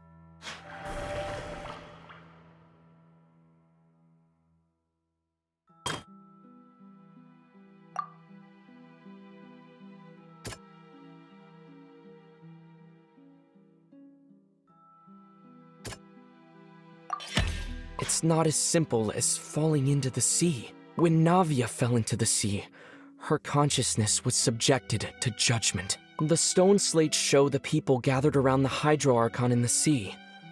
Could that be alluding to the same thing?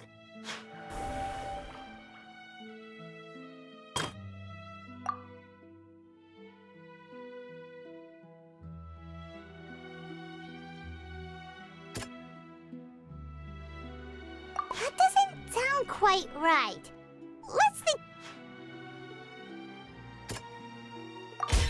The prophecy from the stone slates found its way into society, but not many people believed it at first. The fortress of Meropide was nearly flooded with primordial seawater, which we know can cause Fontainians to dissolve.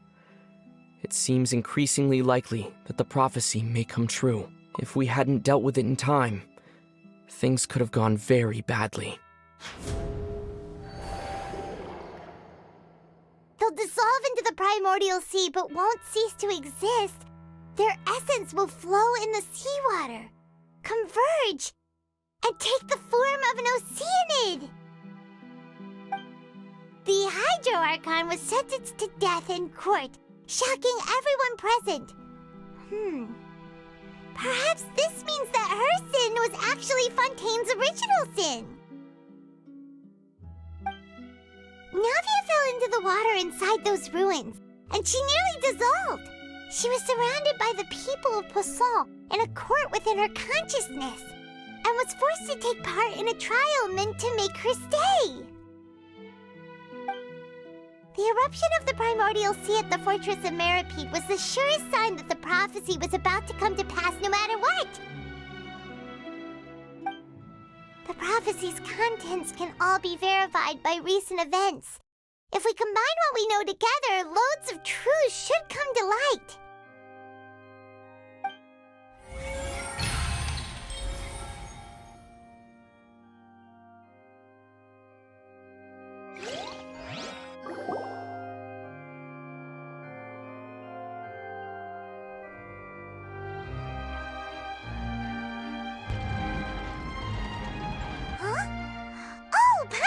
It now, so that's how you can make sense of it. But then it feels like we're going to have to share some truly shocking revelations. Let's hear them. Incredible. Lyney, did you hear that? We're not real humans. All Fontainians were originally created by the late previous Hydro Archon, with oceanids as their basis. The evidence for that can be found in how only Fontainians could dissolve in primordial seawater, and how all the girls Vacher dissolved were also turned into oceanids. Oh, and according to Navia, when she was about to get dissolved, she also saw everyone gathered around for a trial, all of them in the shape of oceanids. Indeed. Yeah, and it follows from the content of the first slate that she probably angered Celestia by creating humans without prior permission. That could also explain why the Oratrice judged the Hydro Archon to be guilty. It's to account for that ancient sin. The Hydro Archon's true sin was creating us? And yet, after many hundreds of years, the Hydro Archon's creations have turned around to try to judge the Archon within the Opera Epiclese. The twists of history are often the most unexpected of all. Yeah, isn't the image here just like when Navia fell into the sea? So wouldn't it be trying to show the image of the Hydro Archon also falling into the sea once the prophecy has been fulfilled in the fourth slate? In the end, the people will all be dissolved into the waters, and only the Hydro Archon will remain weeping on her throne. Only then will the sins of the people of Fontaine be washed away. Did Paimon get all that right? You've made some keen deductions. I must say, given how much you still don't know, it is impressive that you've already managed to connect so many pieces of the truth. However, while you were able to decode all the information on the slates, they've also been etched with an additional layer of hidden information using a different power source. When we were at the ruins, I tried to decipher the hidden information recorded in the slates. But since we only had 3 slates at the time, I was unable to come to a full conclusion. Now that the slate collection is complete, I shall make another attempt to decipher the narrative recorded within. If everything goes well, we should finally be informed of the unadulterated truth.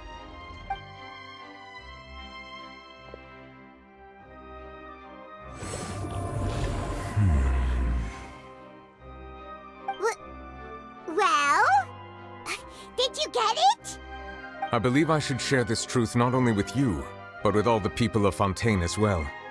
I will try to briefly summarize it for you.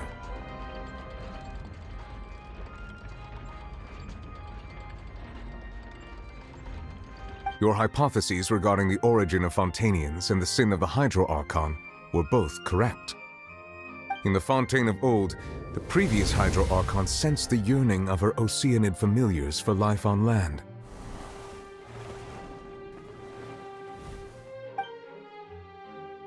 The Oceanids were enamored with the beauty and romanticism of human beings, and wishing to have those experiences for themselves, expressed to the Hydro Archon their desire to become of a similar kind.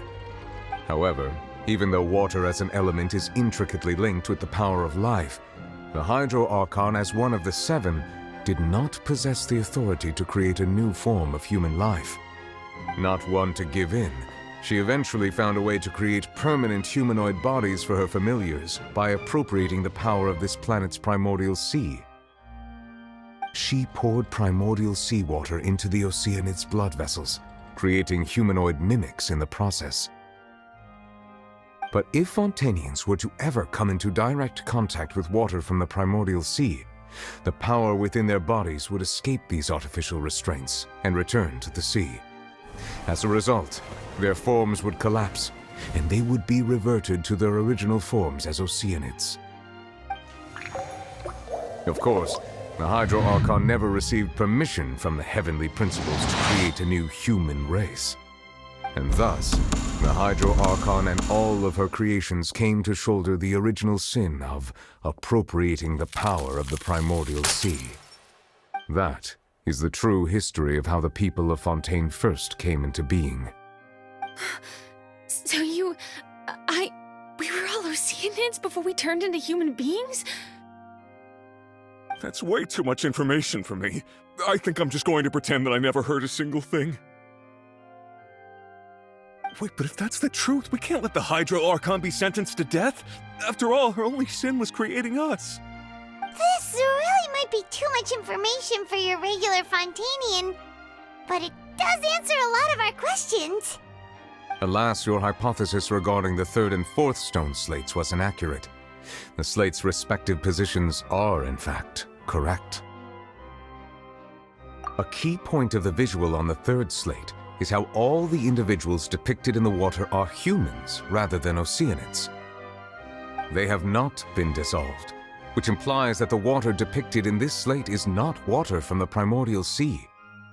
The nation of Fontaine is the nation of Hydro, as well as the nation of trials and justice. Instead of being the literal element, the water in the scene symbolizes judgment and justice. You may also recall Navia's experience. When she fell into the sea, her consciousness was surrounded by that of many others who intended to hold a trial to determine her fate. Therefore, the meaning of the 3rd slate is that the people of Fontaine shall try the Hydro Archon at the court of justice. Yes, it refers to our present situation. I think I'm following now. So, what you're saying is, even though we decided to put on this trial to avoid fulfilling the prophecy, in truth, everything we've done has happened exactly as the prophecy foretold. So now, it seems, we're the ones making sure it comes true. What should we do? Huh. No matter what, the prophecy will be fulfilled. Is this what it feels like to be a prisoner of fate? If that's the case, does that mean the scene in the 4th slate will also be fulfilled soon? Traveler, I would like to point out another small fallacy in your deductions. About the 4th slate, You probably thought that the eruption of primordial seawater beneath the fortress of Meripede served as the surest sign that the prophecy was about to come to pass, yes? However, I believe that rather than being a sure sign, that eruption could in fact only be a small warning of something far worse to come. As for the root cause of the catastrophe, I believe you've already encountered it once before.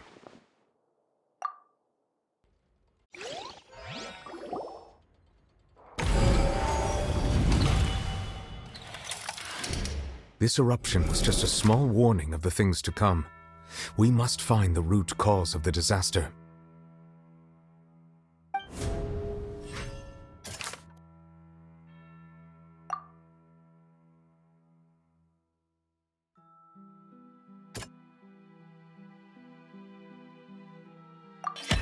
It was both dream and reality.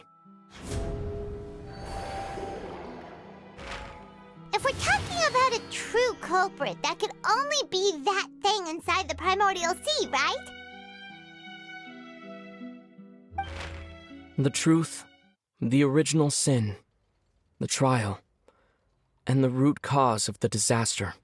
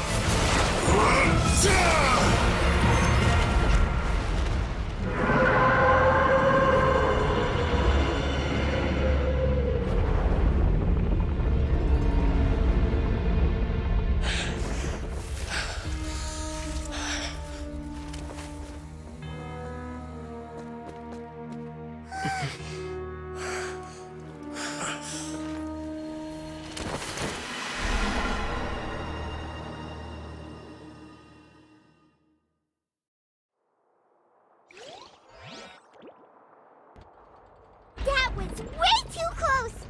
How did that thing just burst into the Opera House? Wait, was that the huge whale you saw in your dream? So we've met it at last.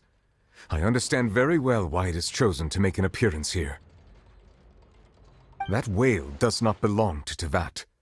It is a monster that has traversed the stars, weeping all the while. It has been greedily consuming the energy from the planet's primordial sea, using it to grow. That is the main cause for the rising sea levels. And once it has finished consuming all of the energy contained within the sea, its next step will be... You said that when the Hydro Archon first created Fontainians out of Oceanids, she filled their blood vessels with primordial seawater. Precisely. That whale finds the blood of Fontainians nigh impossible to resist. Therefore, when it left the primordial sea, it decided to make its next stop a packed opera house full of food. Food in the form of Fontainians. We just barely managed to push it back, right? In that case, won't it come back to target the people again once it's managed to recover its strength? That is correct. Indeed, it is more accurate to say that we should thank that Harbinger for buying us some time. Without him, the whale would have likely come onto land far sooner. From the way he looked, he must have been fighting the creature for quite a long time. That battle maniac. We've always known that he had a special connection with that whale, but we definitely didn't expect it to help us out like this. Anyway, now that we know that this whale is the actual cause of the disaster recorded in the prophecy, all we need to do to stop the prophecy would be to find a way to beat it up, right? It is too late. It had already absorbed too much of the primordial sea's energy before we could notice it. At this point, it has become practically integrated with the sea itself. Even if the entirety of Teyvat were to be destroyed, it could still survive and swim off towards some other world.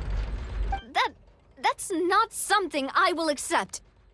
We've already done everything we can, and we even found the true culprit. We've come so far. You can't just tell me that the last hurdle is some impossible foe. That's just not fair. Indeed, that's not how a grand performance should end. I'll fight it to the end, no matter what. So the prophecy will be fulfilled no matter what, huh?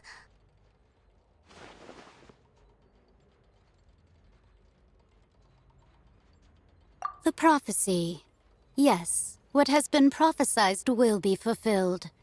You may view such things as the history of the future.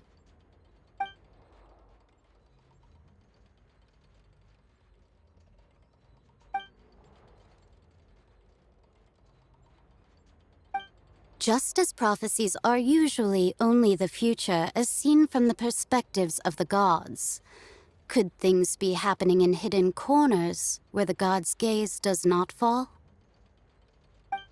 Ultimately, fate shall serve as your only guide, no matter what will happen in Teyvat's future. All you need to do is to play your part.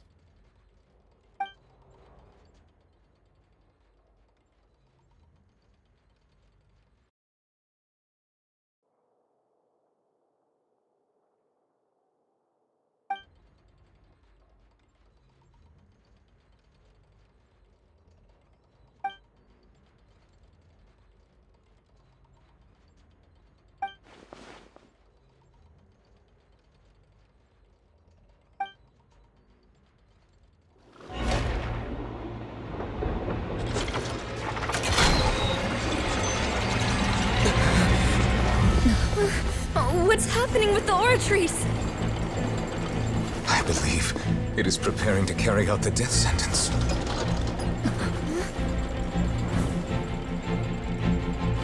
Furina!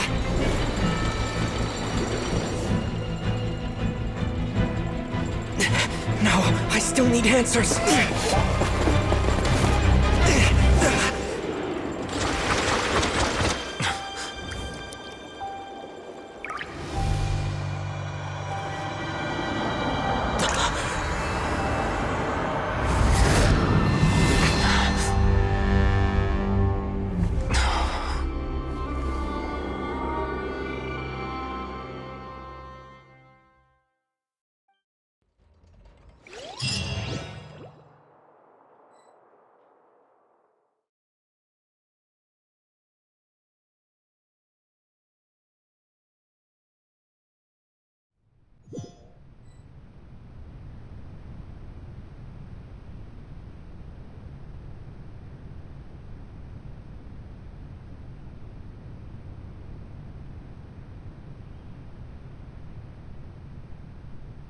You...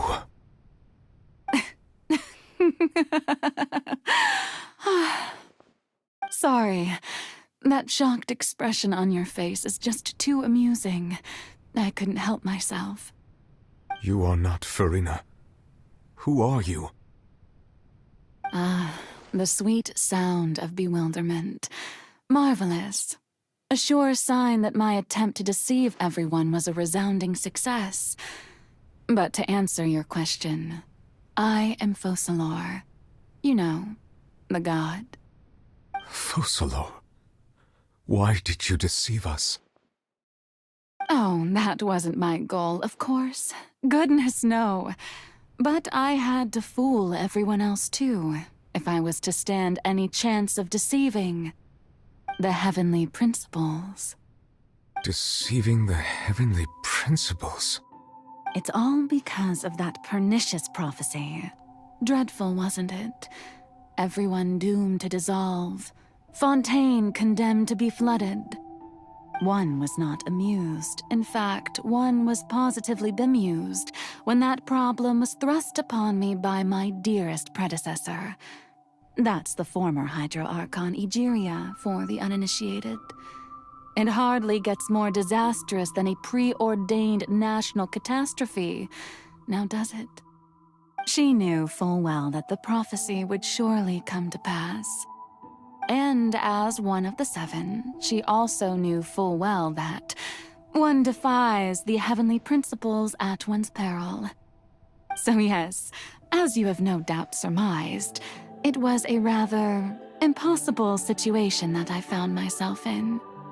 I spent a terribly long time mulling it over, alone on the ocean floor. And I was almost growing barnacles by the time I finally realized there was only one possible solution to this confounding conundrum.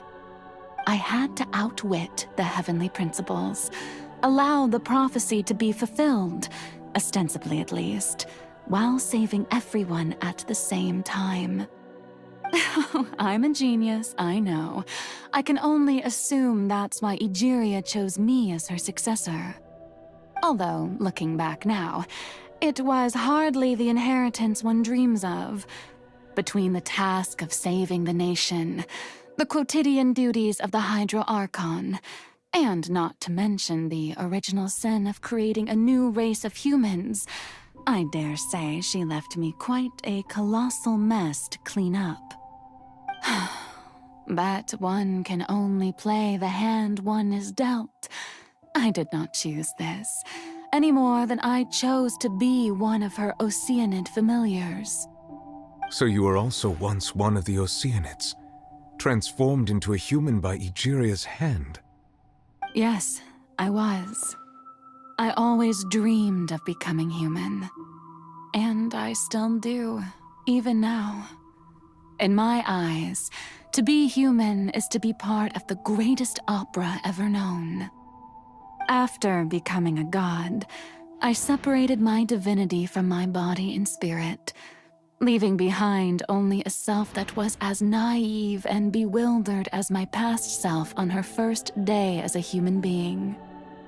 The me you see before you now is that divinity, and the human counterpart I left behind, I named Furina.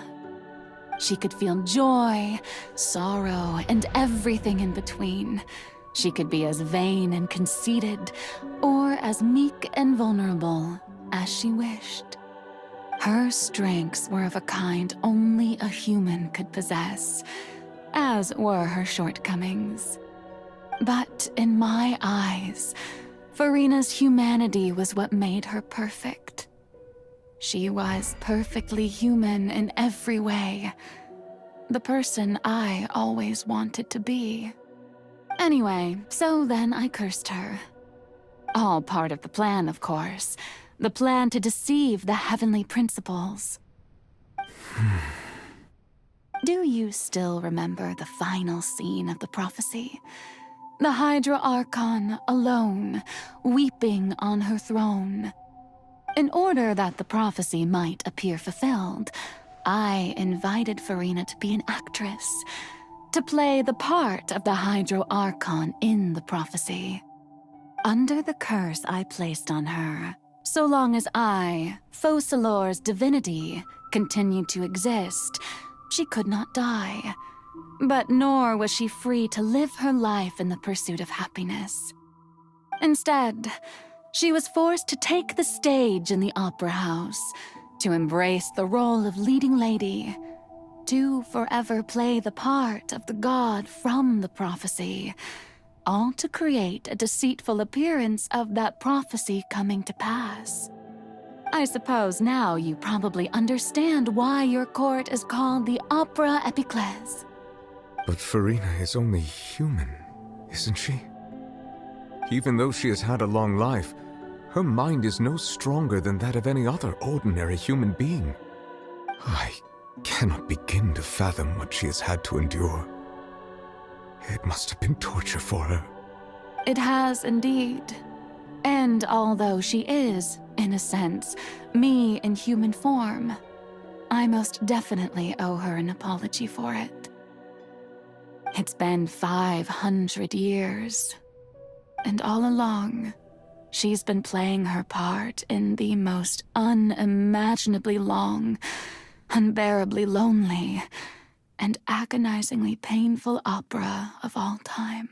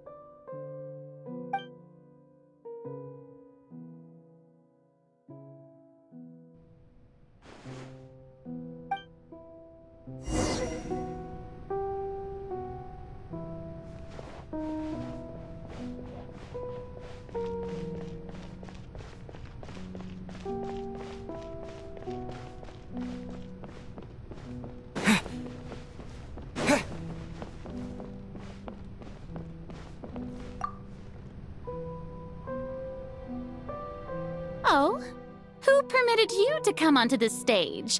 Now, I understand your admiration for my august self, but I must ask you to keep to the rules. All right. It is not my intent to reprimand you. There is no need to state your name. Just be off with you. Do not distract me from my performance. Oh, do not jest. Can you not feel it? I am Focalor. The eyes of countless Fontainians are upon me. I must, at all times, display the utmost elegance and nobility.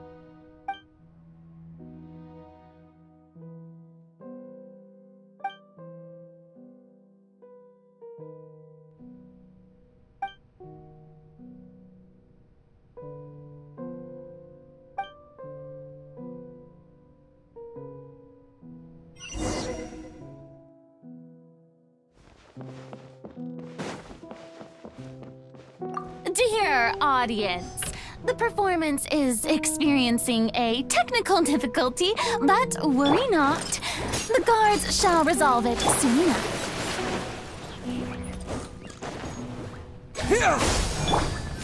Life goes on. Incoming!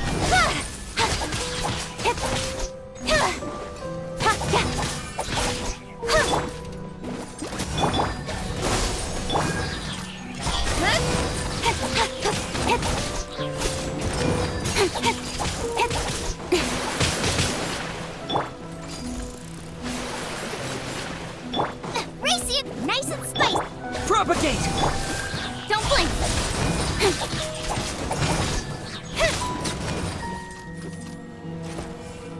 Hey, what gives? The audience is still watching me, you know. Guards?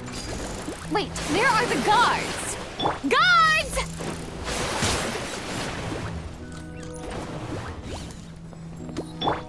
Rise. Incoming! Hey!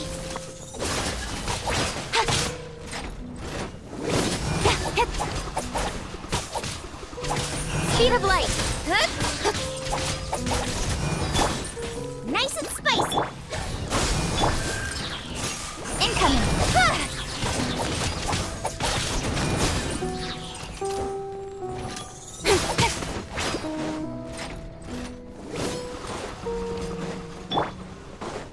Out of the frying pan.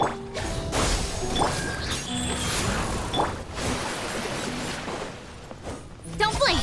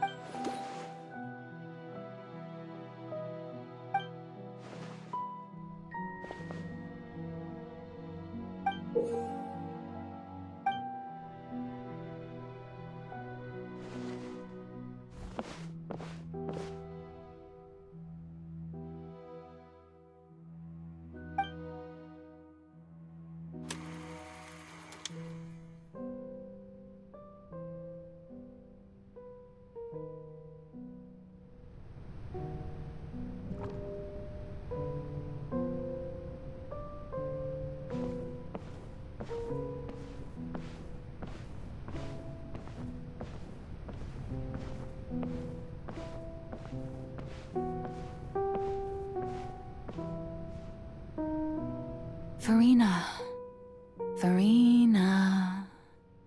Huh? Who's that? Who's calling me? Where are you?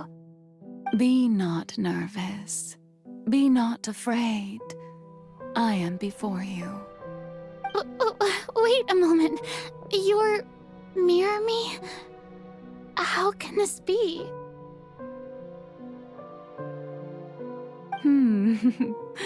Mirror you, huh? You know what? That's not bad. Let's go with that. Mirror me? What do you wish to say? The prophecy. Have you heard of it? What prophecy? Wait. I know. I think. I don't know why, but it's in my head somehow. The people will all be dissolved into the waters, and only the Hydro Archon will remain, weeping on her throne. Only then will the sins of the people of Fontaine be washed away. Oh, very good. You know it well. What's going on? I can't seem to remember anything clearly. The only thing I know for sure is this prophecy. Will it really come to pass? Yes, it will. And that is why I've come to you. Disaster will come to Fontaine sooner or later. Things will develop just as the prophecy declared. There is no escaping it. But doesn't that mean everyone will die? I'm a Fontainian just like them. Will I dissolve too? Oh, don't worry. Magical meetings exist in this world precisely to give people a chance to turn things around. It is the reason why you met me today. I will tell you how to save everyone, but you may have to suffer somewhat. Oh, so there's still hope after all. Goodness, you frightened me. You spoke so much and with so much certainty. As for the suffering, well, I will admit that the first thing that came to mind was, why do I have to be the one to suffer? But if the prophecy will come true, I'll also die anyway, right? So if I've already met you as my magical meeting in this world, if there were scales, with all the people of Fontaine on one side, and my pain on the other, is it not obvious where the scales should tilt?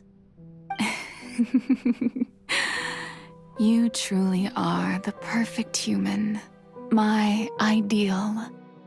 I suppose this would also be the justice that belongs to you. Huh? Don't worry, it's nothing. Listen well.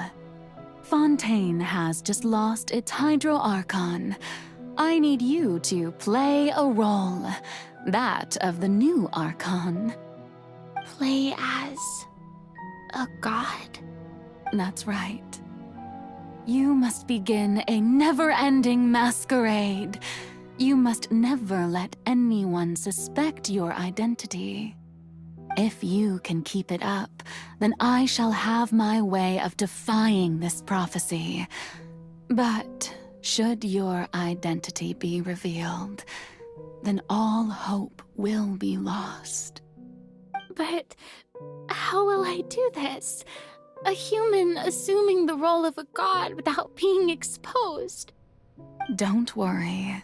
What you must do is not to turn yourself into a real god.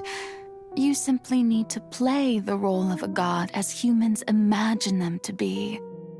Being a human yourself, I'm sure you already know what such an entity would be like. Remember, your true challenge will not be pursuing divinity, but contending against humanity. I'm still not sure I understand, but I'll try. I'll try to do this. So, how long am I going to have to play this role? To accomplish this mission, you will have to stay on the stage for many, many years. You will endure and not grow old until your task ends. But I promise you, all will eventually end in a magnificent and dramatic trial, and everyone will be saved. A trial, huh? How exciting. I'll be looking forward to it.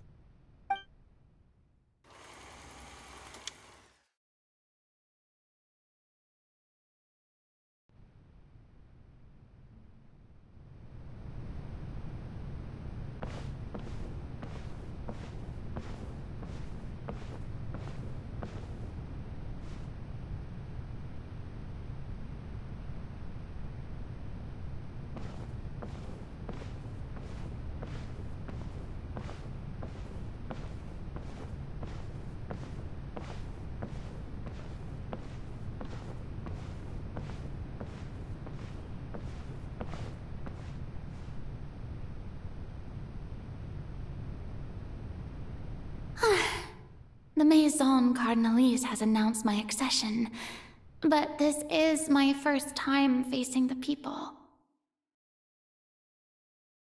What should I say to most appear like a god? To be honest, I still don't know. Perhaps I should first try to act natural. Ladies and gentlemen, good evening, and welcome to the Opera Epiclese. I'm sure you've all heard about how I have taken on the role of Hydro Archon. Indeed, I am Furina de Fontaine, your new Aarchon. In truth, I know little about becoming a nation's new god, but it will be my honor to guide you all. As the god Focalor, the god of justice, I shall do all within my power to lead you into an age of fairness and justice. Once again, thank you all for coming. If you should have any questions or suggestions, please send them to the Maison Cardinalise. The future of Fontaine will require us to work together, after all. This should do it. I thought I might stammer, but thankfully, I was able to convey my thoughts just fine. Okay, and next. That's the new Hydro Archon. Is this some kind of joke by the Maison? I would have thought that a being that surpasses humanity would be a bit more assertive. Hey, did you hear that? She even told us to send her suggestions there at the end. Shouldn't gods be all-powerful? She's being so modest. What's the difference between her and an ordinary person, then? If you ask me, perhaps the succession didn't actually happen. She might just be a Maison-back puppet. Wait, what's going on? Why is everyone suspecting me of being a fake? Oh, this is bad. If I get exposed here, there'll be no saving the people from the prophecy. Right. Mirmi said that I just need to play the role of a god as humans imagine them to be. Calm down, Furina. Think. What do the people want? How would they imagine a god to speak and act? Assertive, with a strong sense of presence. One who can dispel all doubt. That is the character I'm fated to play.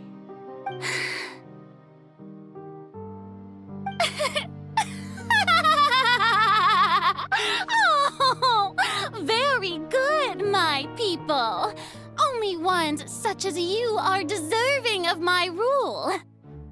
Now, I was wondering if some weak puppet were to one day come onto the stage and claim ownership of this opera house, would the children of Fontaine follow them? Well, it seems that you would all see right through them. Having passed my test, you are qualified to witness wondrous trials alongside my august self, here in this opera house. You may consider my previous act a door gift of sorts.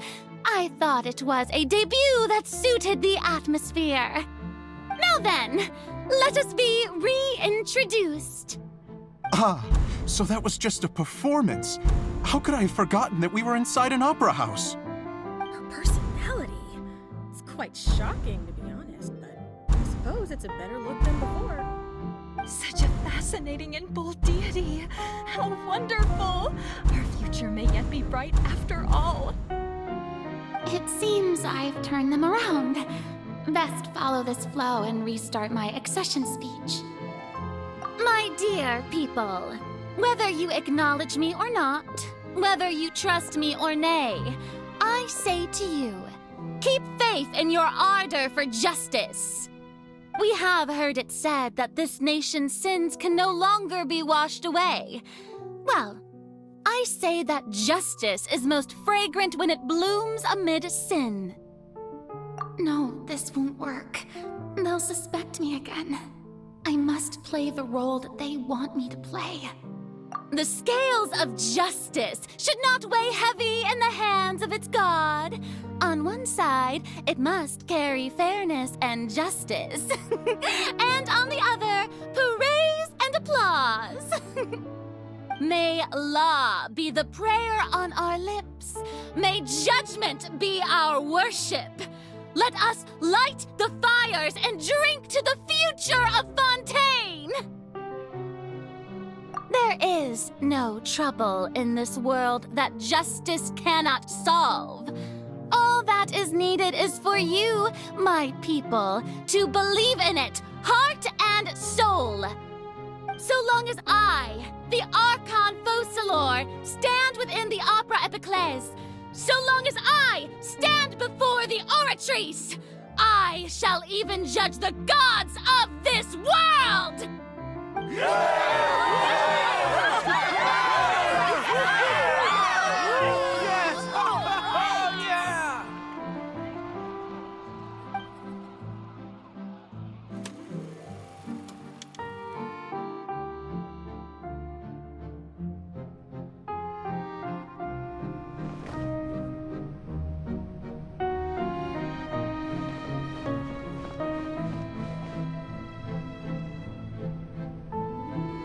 Lady Furina, here are today's case reports, as well as a summary of the follow-up for your perusal.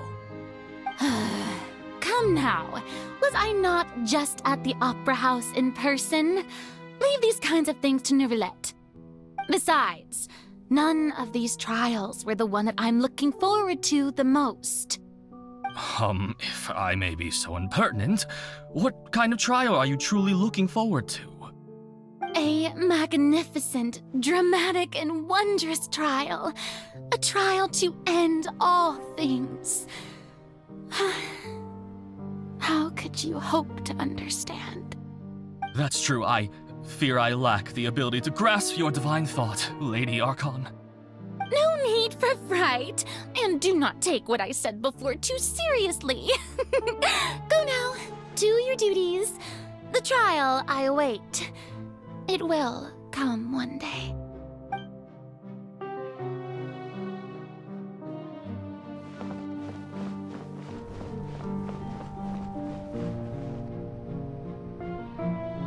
Lady Furina, I don't know what to say. Thank you for agreeing to see me. No need to thank me. Or rather, thank your own sense of perseverance instead. Long have you stood in line to meet me, have you not? Oh, I'm afraid that's just an inevitable consequence of my divine charm. All right. Deuteria, is it? How is your son's illness? You remembered me, and you knew of my family, too. He's doing much better now. In fact, he is far more of an ardent believer than I. He was the one who forced me to seek an audience with you, and to bring your words back to him. Oh, good. Very good. If this should happen again in the future, please do not hesitate to come and tell me. Going down to citizens' homes every so often, while not usual practice, should serve as a fine change of pace. Ah, you're such a gentle and wise god. Thank you once again, on behalf of my son.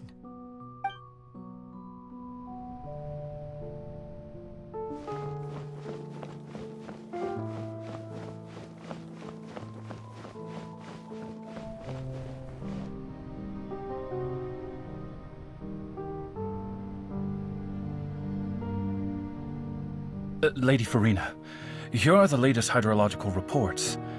As for the specific parameters you asked to take note of, I'm afraid things still don't look good. I see. It's as I thought then. As your god, I did already expect this, but I wanted to see how far your human wisdom would allow you to analyze it. All manner of signs indicate that the prophecy will still come to pass. Forget it. That's not something you need to worry about right now. Well, as I understand it, the Fontaine Research Institute is also trying to find a way to counter the rising water levels. Really? Have they found anything? I'm afraid that they haven't found any effective solution thus far. Oh, is that so? Well, no wonder. This issue has reached the realm of the gods, after all. Still, their spirit is praiseworthy.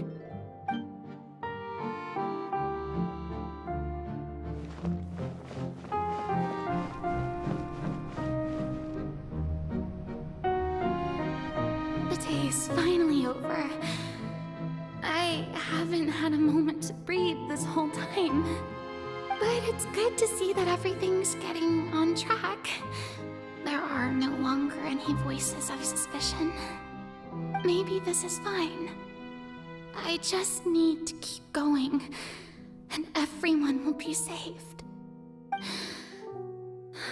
All right, Furina, don't think too hard about this. You need rest.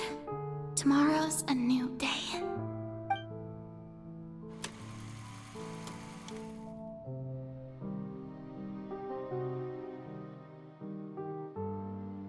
Lady Furina, here are the new trial reports for the latest cases, as well as a summary of the follow-up. There'll be no need for that. I've seen them already. There's no need to go back over scenes I've witnessed in person before. Lady Furina, I've waited so long for this chance to see you in this manner. Indeed, my dear, loyal citizen. This joyous moment is an honor for us both.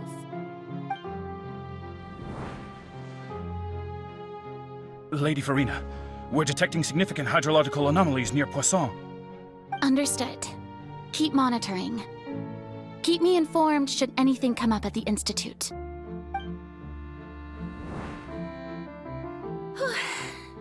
I don't think I let anything slip today. I must show the people that there is nothing to worry about. I just don't know when these days will end. I feel utterly exhausted. Best to rest early today, too.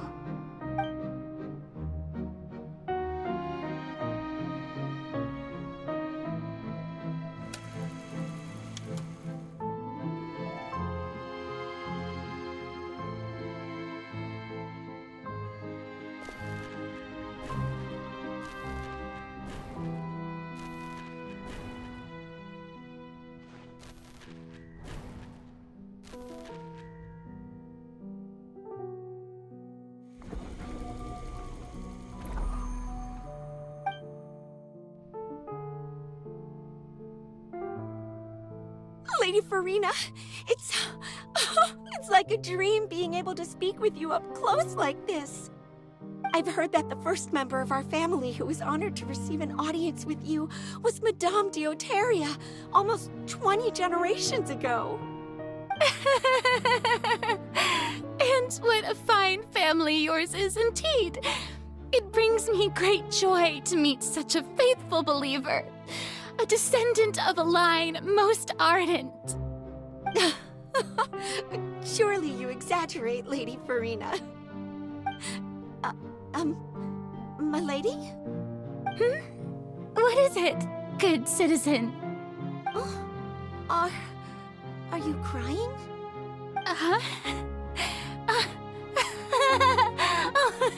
Really now? I didn't even notice. This must be the overflow of hydro from my person. Well, can't quite help being the god whose dominion is the waters, can I? No wonder. No wonder. A manifestation of your power, then.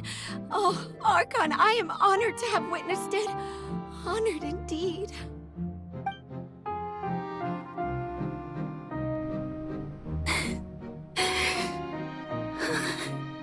So interminable.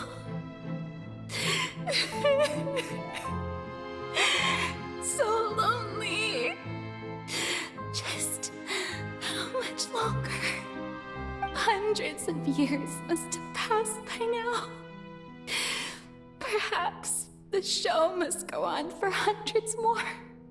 I never imagined that it would hurt so much. Have I reached my limit? No. Perhaps I reached it long ago. Today I didn't even notice my own tears. I want to tell someone, anyone, about this. But would that not destroy all I've done so far?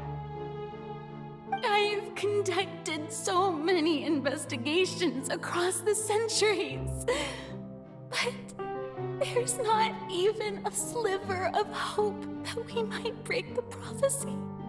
All I can do is keep heart. I must maintain this act. It is the only way to save Fontaine. Please, mirror me. You have to succeed.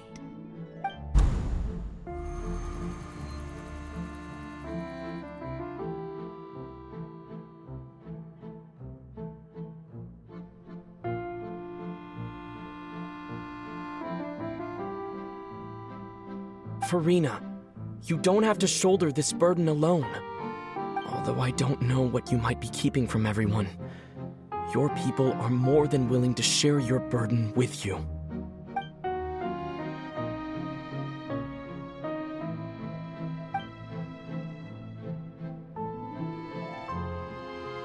Share my burden.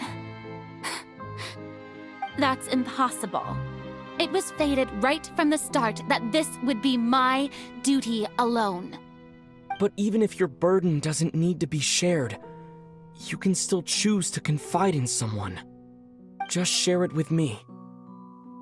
I'm what you'd call a witness. A witness? Yes, I've heard that you came to Neuvillette from beyond the stars, yes. In other words, you never belonged here. And if Neuvillette is, in its entirety, a show on a stage, then you're just a spectator, aren't you? If that's the case... He's right. I could confide in him, couldn't I? But if things don't play out as expected, the people of Fontaine will be the ones to pay the price. No, Furina. You shouldn't be selfish. But what if it's really all right? Furina, you've worked so hard for so long. Surely it would be okay to put yourself first for once. Just this once. Is it such an outrageous thing to do anyway? To find someone in whom you can confide your frustrations and sorrows? Surely it could not hurt. If you let this opportunity slip through your fingers, it might never come by again. Think about it long and hard.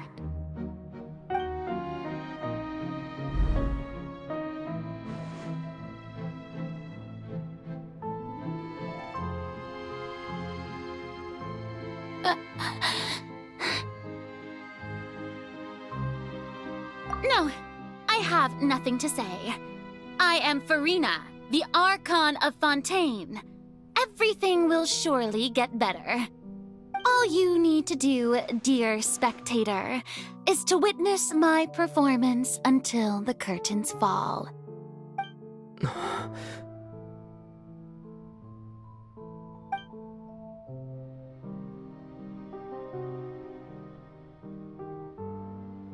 Fine.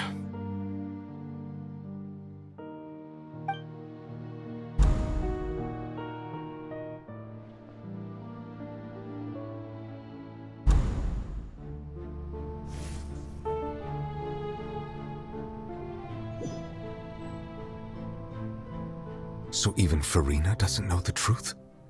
You've never once let her in on the full plan? Yes, it had to be done. To deceive the heavenly principles, you must first deceive yourself. She did very well. If she had let her resolve falter even once in these 5 centuries, Fontaine would have been doomed to the most tragic fate. It seems that trusting humanity was the right decision after all.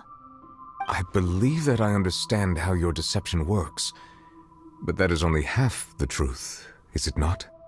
How would you build on this foundation to save the people of Fontaine? That is the most important thing. Ah, good. Of course, the Iudex of Fontaine has pinpointed the crux of the issue. I'm sure you've long sensed that the Oratrice is no simple machine, yes? I've always suspected that it had its own consciousness. And Lyney did mention that he heard a human voice within the core chamber. It now seems that that person was you, hidden within the machine all along. Am I right? And then I became one with the Oratrice, taking Fontaine's gnosis with me. Yes, it would seem so, wouldn't it? Alas, your understanding of this device still lacks sufficient depth. In truth, it is no enactor of justice. It is, in fact, a device created to kill the god of justice. I beg your pardon? Oh, you have it. And to be more precise, not only will the Oratrice take down the god of justice, it will also take down the divine throne upon which she has been placed. I mean, did you think I would be the sort to enjoy peaceful repose while Furina suffered? My work over these last 500 years has been to constantly accumulate indemnitium within the Oratrice. But really, some have already discovered that only a small fraction of the energy generated by the device was ever used to provide power to Fontaine. The vast majority had to be, accumulated to enact this death sentence. It was all a part of your plan, then? Both the trial and the sentence? Indeed. This power, accrued over 5 centuries, could have sustained Fontainians for millennia had it only been used for that purpose. Almost all of it has now been stored within the Oratrice. But only power of this magnitude could hope to destroy the Hydro Archon's divine throne, shaking the rules established by Celestia and breaking through the institution that is the Seven. So the Oratrice's call for death was for neither Furina nor Focalor. But for the Hydro Archon, the destruction of that divine throne, if I do not misunderstand your intent, you must be... Returning what's rightfully yours to you, of course. In other words, this was all done to return the authority of the Hydro Archon to the Hydro Dragon of this planet. But...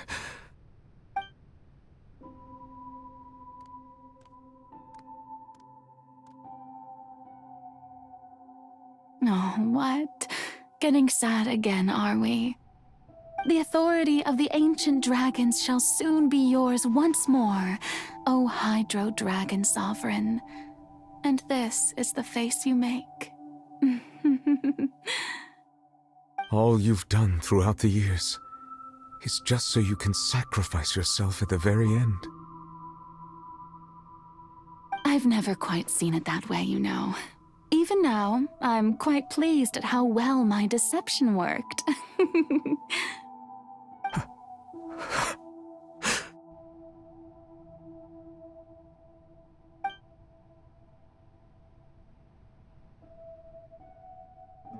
Hydro Dragon, don't cry. I must say, had it been within my rights, I would have loved to judge the heavenly principles themselves. Were they not guilty of essentially the same crime? Egeria stole the power of the primordial sea, and the heavenly principles stole the power you ancient dragons possessed. I, for my part, am the god of justice. And is it not just that your original powers should be returned to you? Speaking of justice, I have always believed that justice lies in the process of pursuing human existence itself. So, if the theft of the primordial sea's might was Fontaine's original sin, then, leaving matters of procedural right and wrong aside, the descent of the Fontainians as humans and their right to exist in this world would be Fontaine's original justice. In other words, existence was Egeria's justice, and to me, justice is the continuation of that existence. Defying the prophecy and ensuring that Fontaine's people shall live on, that should be the justice enthroned over all others.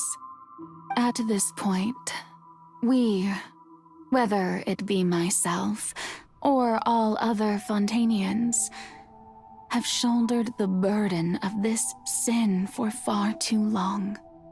Iudex Neuvillette, the highest judge in our land, when you regain your full power as an elemental sovereign, what verdict shall you pass upon us? So when I was invited to the court of Fontaine to serve as Iudex, I see now that that was your idea too. At last, I now understand the true purpose behind this position. In the beginning, I was uninterested in human existence. But these 5 centuries of living alongside them have gradually brought about mutual understanding between us. And I have even attempted to feel as they feel. You are a devious one, Focalor. Things being as they are, surely you know that I could never declare them to be guilty.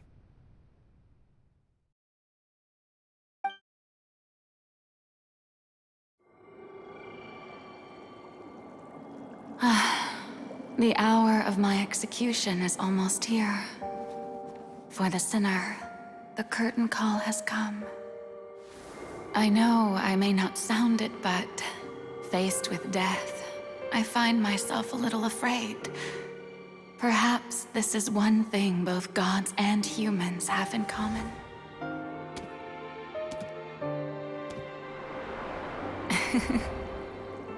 Farewell, Neuvillette. I hope you've enjoyed the part you played these 500 years.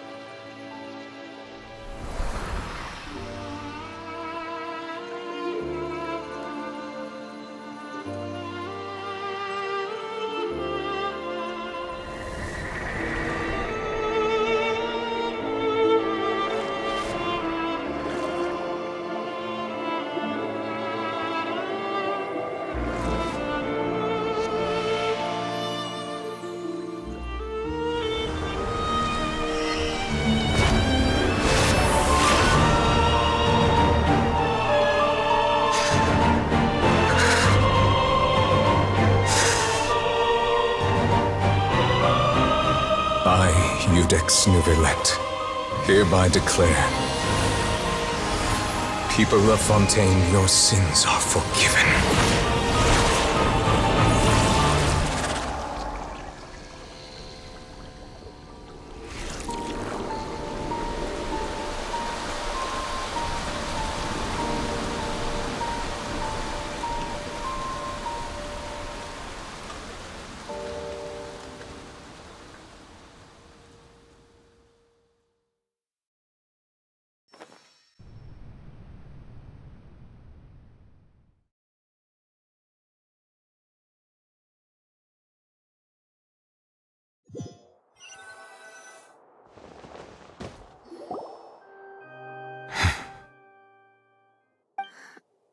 What just happened? Has the death sentence been carried out? Was that bright light some sort of misdirection? I have a feeling that something huge just happened. But since we're all still alive and haven't been dissolved, I assume whatever happened was good for us. It's time to end this. We must mete out punishment to that beast. Didn't you say just a moment ago that it can't be defeated? I have gained the strength sufficient to deal with it. Through certain means, I now have the ability to separate the power of the primordial sea from that creature. We should seize the opportunity to pursue our quarry. Traveler, now that the oratories can no longer function, I require an executor to help me mete out justice. The root of the calamities befalling Fontaine, the beast that enacts the prophecy, its name is the all-devouring narwhal. Come with me, traveler. The hour of execution has come.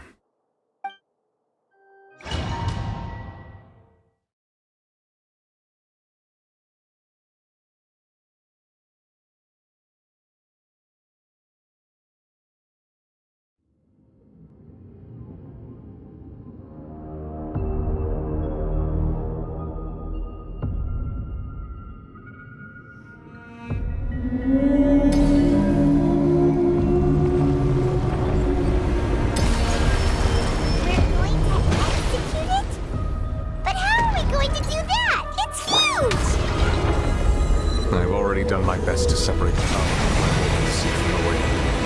Considering the size of the beast, I cannot reach the power source. Unless we can find a way to attack it from within. I shall share a part of the ancient dragon's power with you. We shall look for an opening together.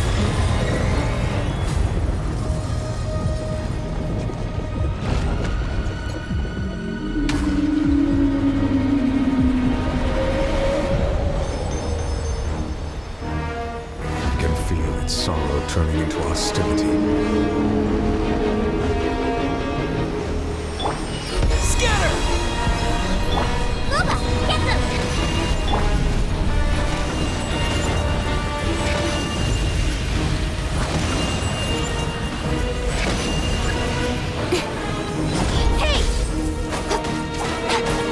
The all-devouring narwhal cannot resist its instinct to devour. Continue to trigger its hostility. Chance will present itself.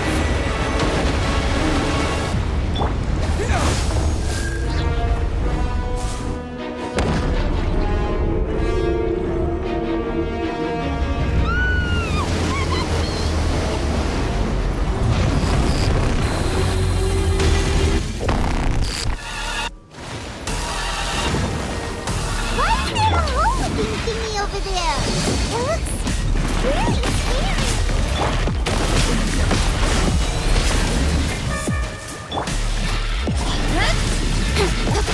Got lucky that time. Life goes on. I have granted you my protection. Do not fear. Seize the moment and use my power to suppress its root from within.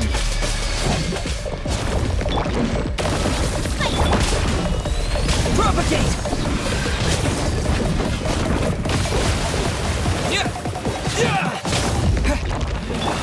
Race you!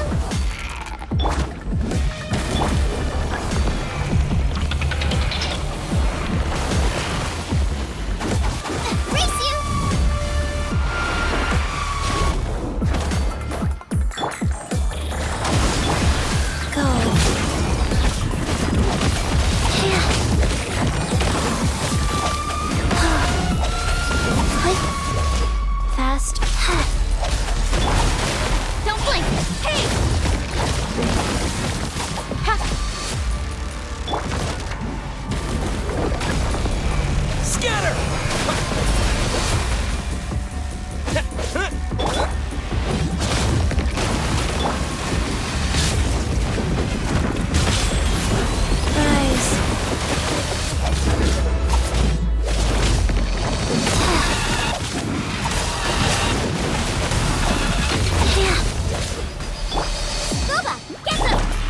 Nice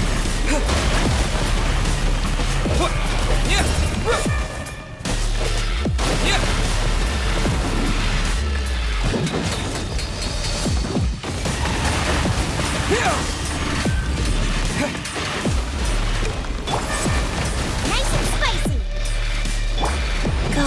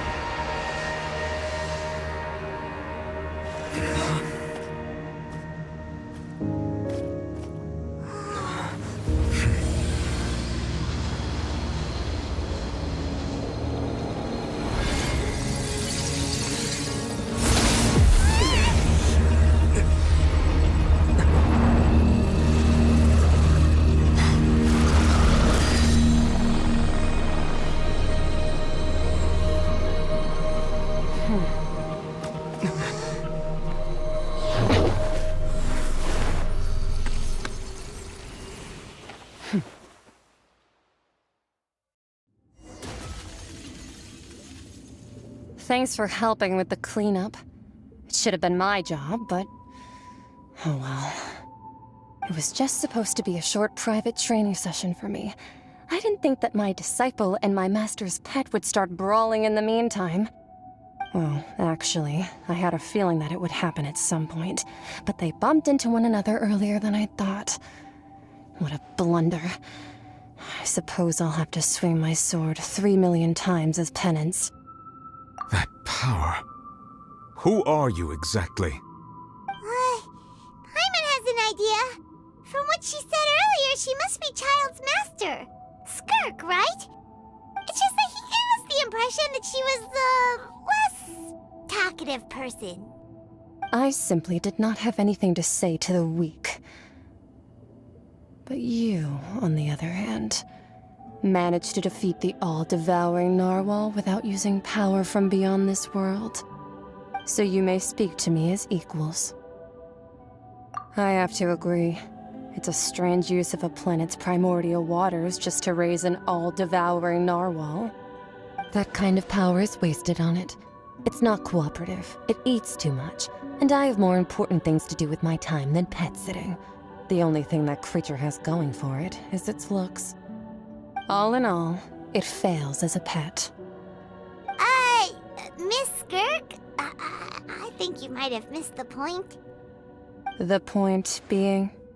Well, being that this pet almost destroyed an entire nation. So what sort of person is your master? Well, Child's master's master. Wait, is that right? Oh, right. So you don't know him. Sorry, I assumed you did. His name is Sir Telogi. Huh? I am unfamiliar with that name. Huh. So Master isn't sufficiently famous. How should I describe him then? Have you heard of the name The Fowl? The Fowl? Still nothing? Well, how about the Visionary? Vetterfulnir, then? Or Gold Rhindaughter? Ooh, that one we've heard! Rhindaughter's part of the Hexen Circle. She's Albedo's mom, right? Oh, so you do know that name. To be honest, I also heard all of those names and titles from my master. I don't actually know them either. But I suppose you understand now, yes? My master is likely a similar sort to Rhindaughter. They are both pursuing some form of perfection. Wait! Didn't you also mention a visionary person? Hyman didn't quite catch their name. Actually, never mind that. I believe it expedient to inform you that the all-devouring narwhal used up nearly all its strength fighting you. Such roiling hydro energies will prove difficult for the planet's deep seas to digest. As such, the Fontaine back on the surface has most likely been thrown into chaos. In other words, the prophecy that you've been fretting over should now be in full swing. What?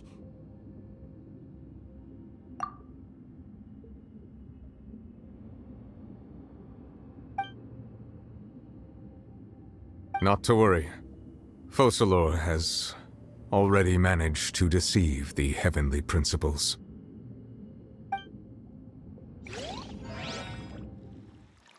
In the end, the people will all be dissolved into the waters, and only Furina will remain, weeping on her throne.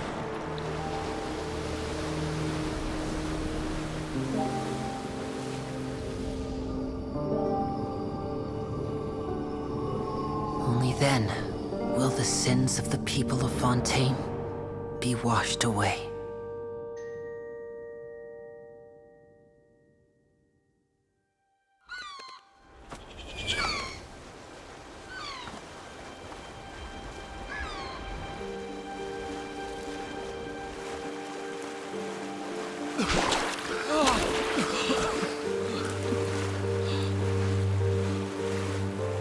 Hey! Help! Over here!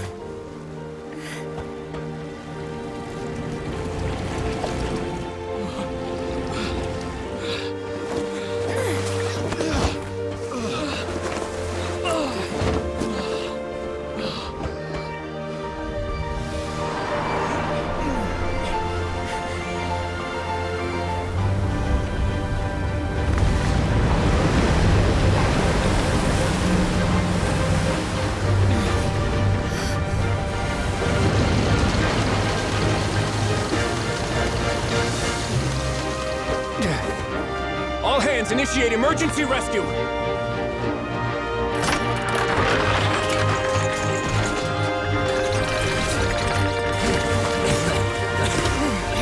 Hurry!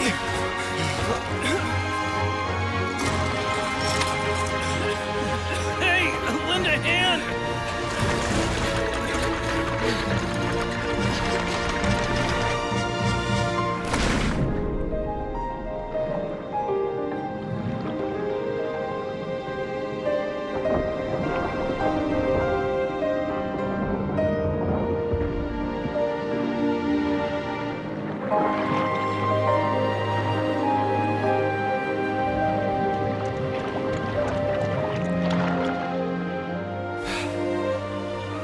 Look! The water's receding!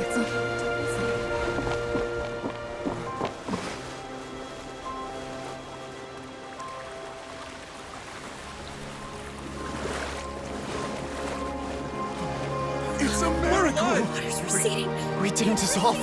The prophecy was wrong. The prophecy was wrong.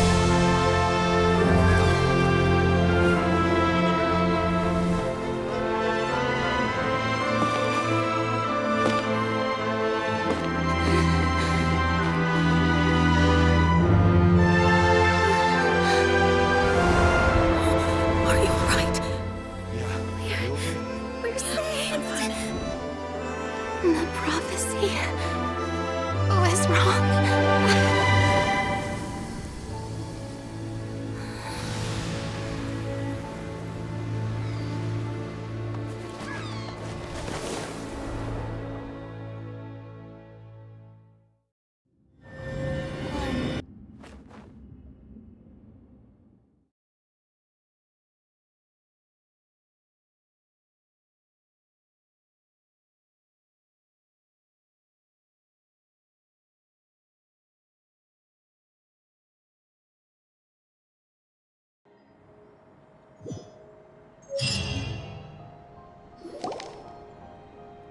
The soil renewed. The Spina di Rosula talks post-disaster rebuilding. I recently visited Poisson to meet with Miss Navia, spokesperson of the Spina di Rosula, and we spoke about Poisson's present and future. Old soil can still give birth to new bloom, Miss Navia stated. Hope is like seeing a small cookie when you're starving late at night. You just need a little of it. Skyship Winglet, lunar brain of the Fontaine Research Institute. The various disputes that have arisen on account of Mr. Edwin have suddenly become a shield over the Institute, with Jurier turning out to be a once overlooked hidden gem. People always call the first researcher mad, but few know what to call the second. And should that latter person achieve a miracle, they would find it all the harder to find a word with which to classify him and his team. Wow, recognizes the people in the reports. Are those really Courier and Navia? They sound like real big shots. What do you think? Pretty enthralling, huh? The Steambird's idea was pretty simple. With the disaster just having passed, we would print a free edition packed to the margins with good news to calm people down. The value for these big scoops lies in their inevitable follow-ups. We'll publish further reports and go into the stories behind those people. Edwin's assistant, Jurier, created a true flying ship, while Navia is leading people in the reconstruction of their home. I'm sure that these stories could draw even your well-traveled eye. Pyron's curious too! Wait a minute. Didn't we watch everything happen from start to finish? What's there to be curious about? And that's exactly why I'd like you to come conduct interviews with me. You're the best incubators of news, if you haven't noticed. And also, with you around, I'm sure I'll get to see that Duke. Are you sure? Hasn't he turned you down several times already? Oh, this time will be different. Come on, let's head to Poisson first, and then make a trip to the fortress. There are some things you'll only know when you get there.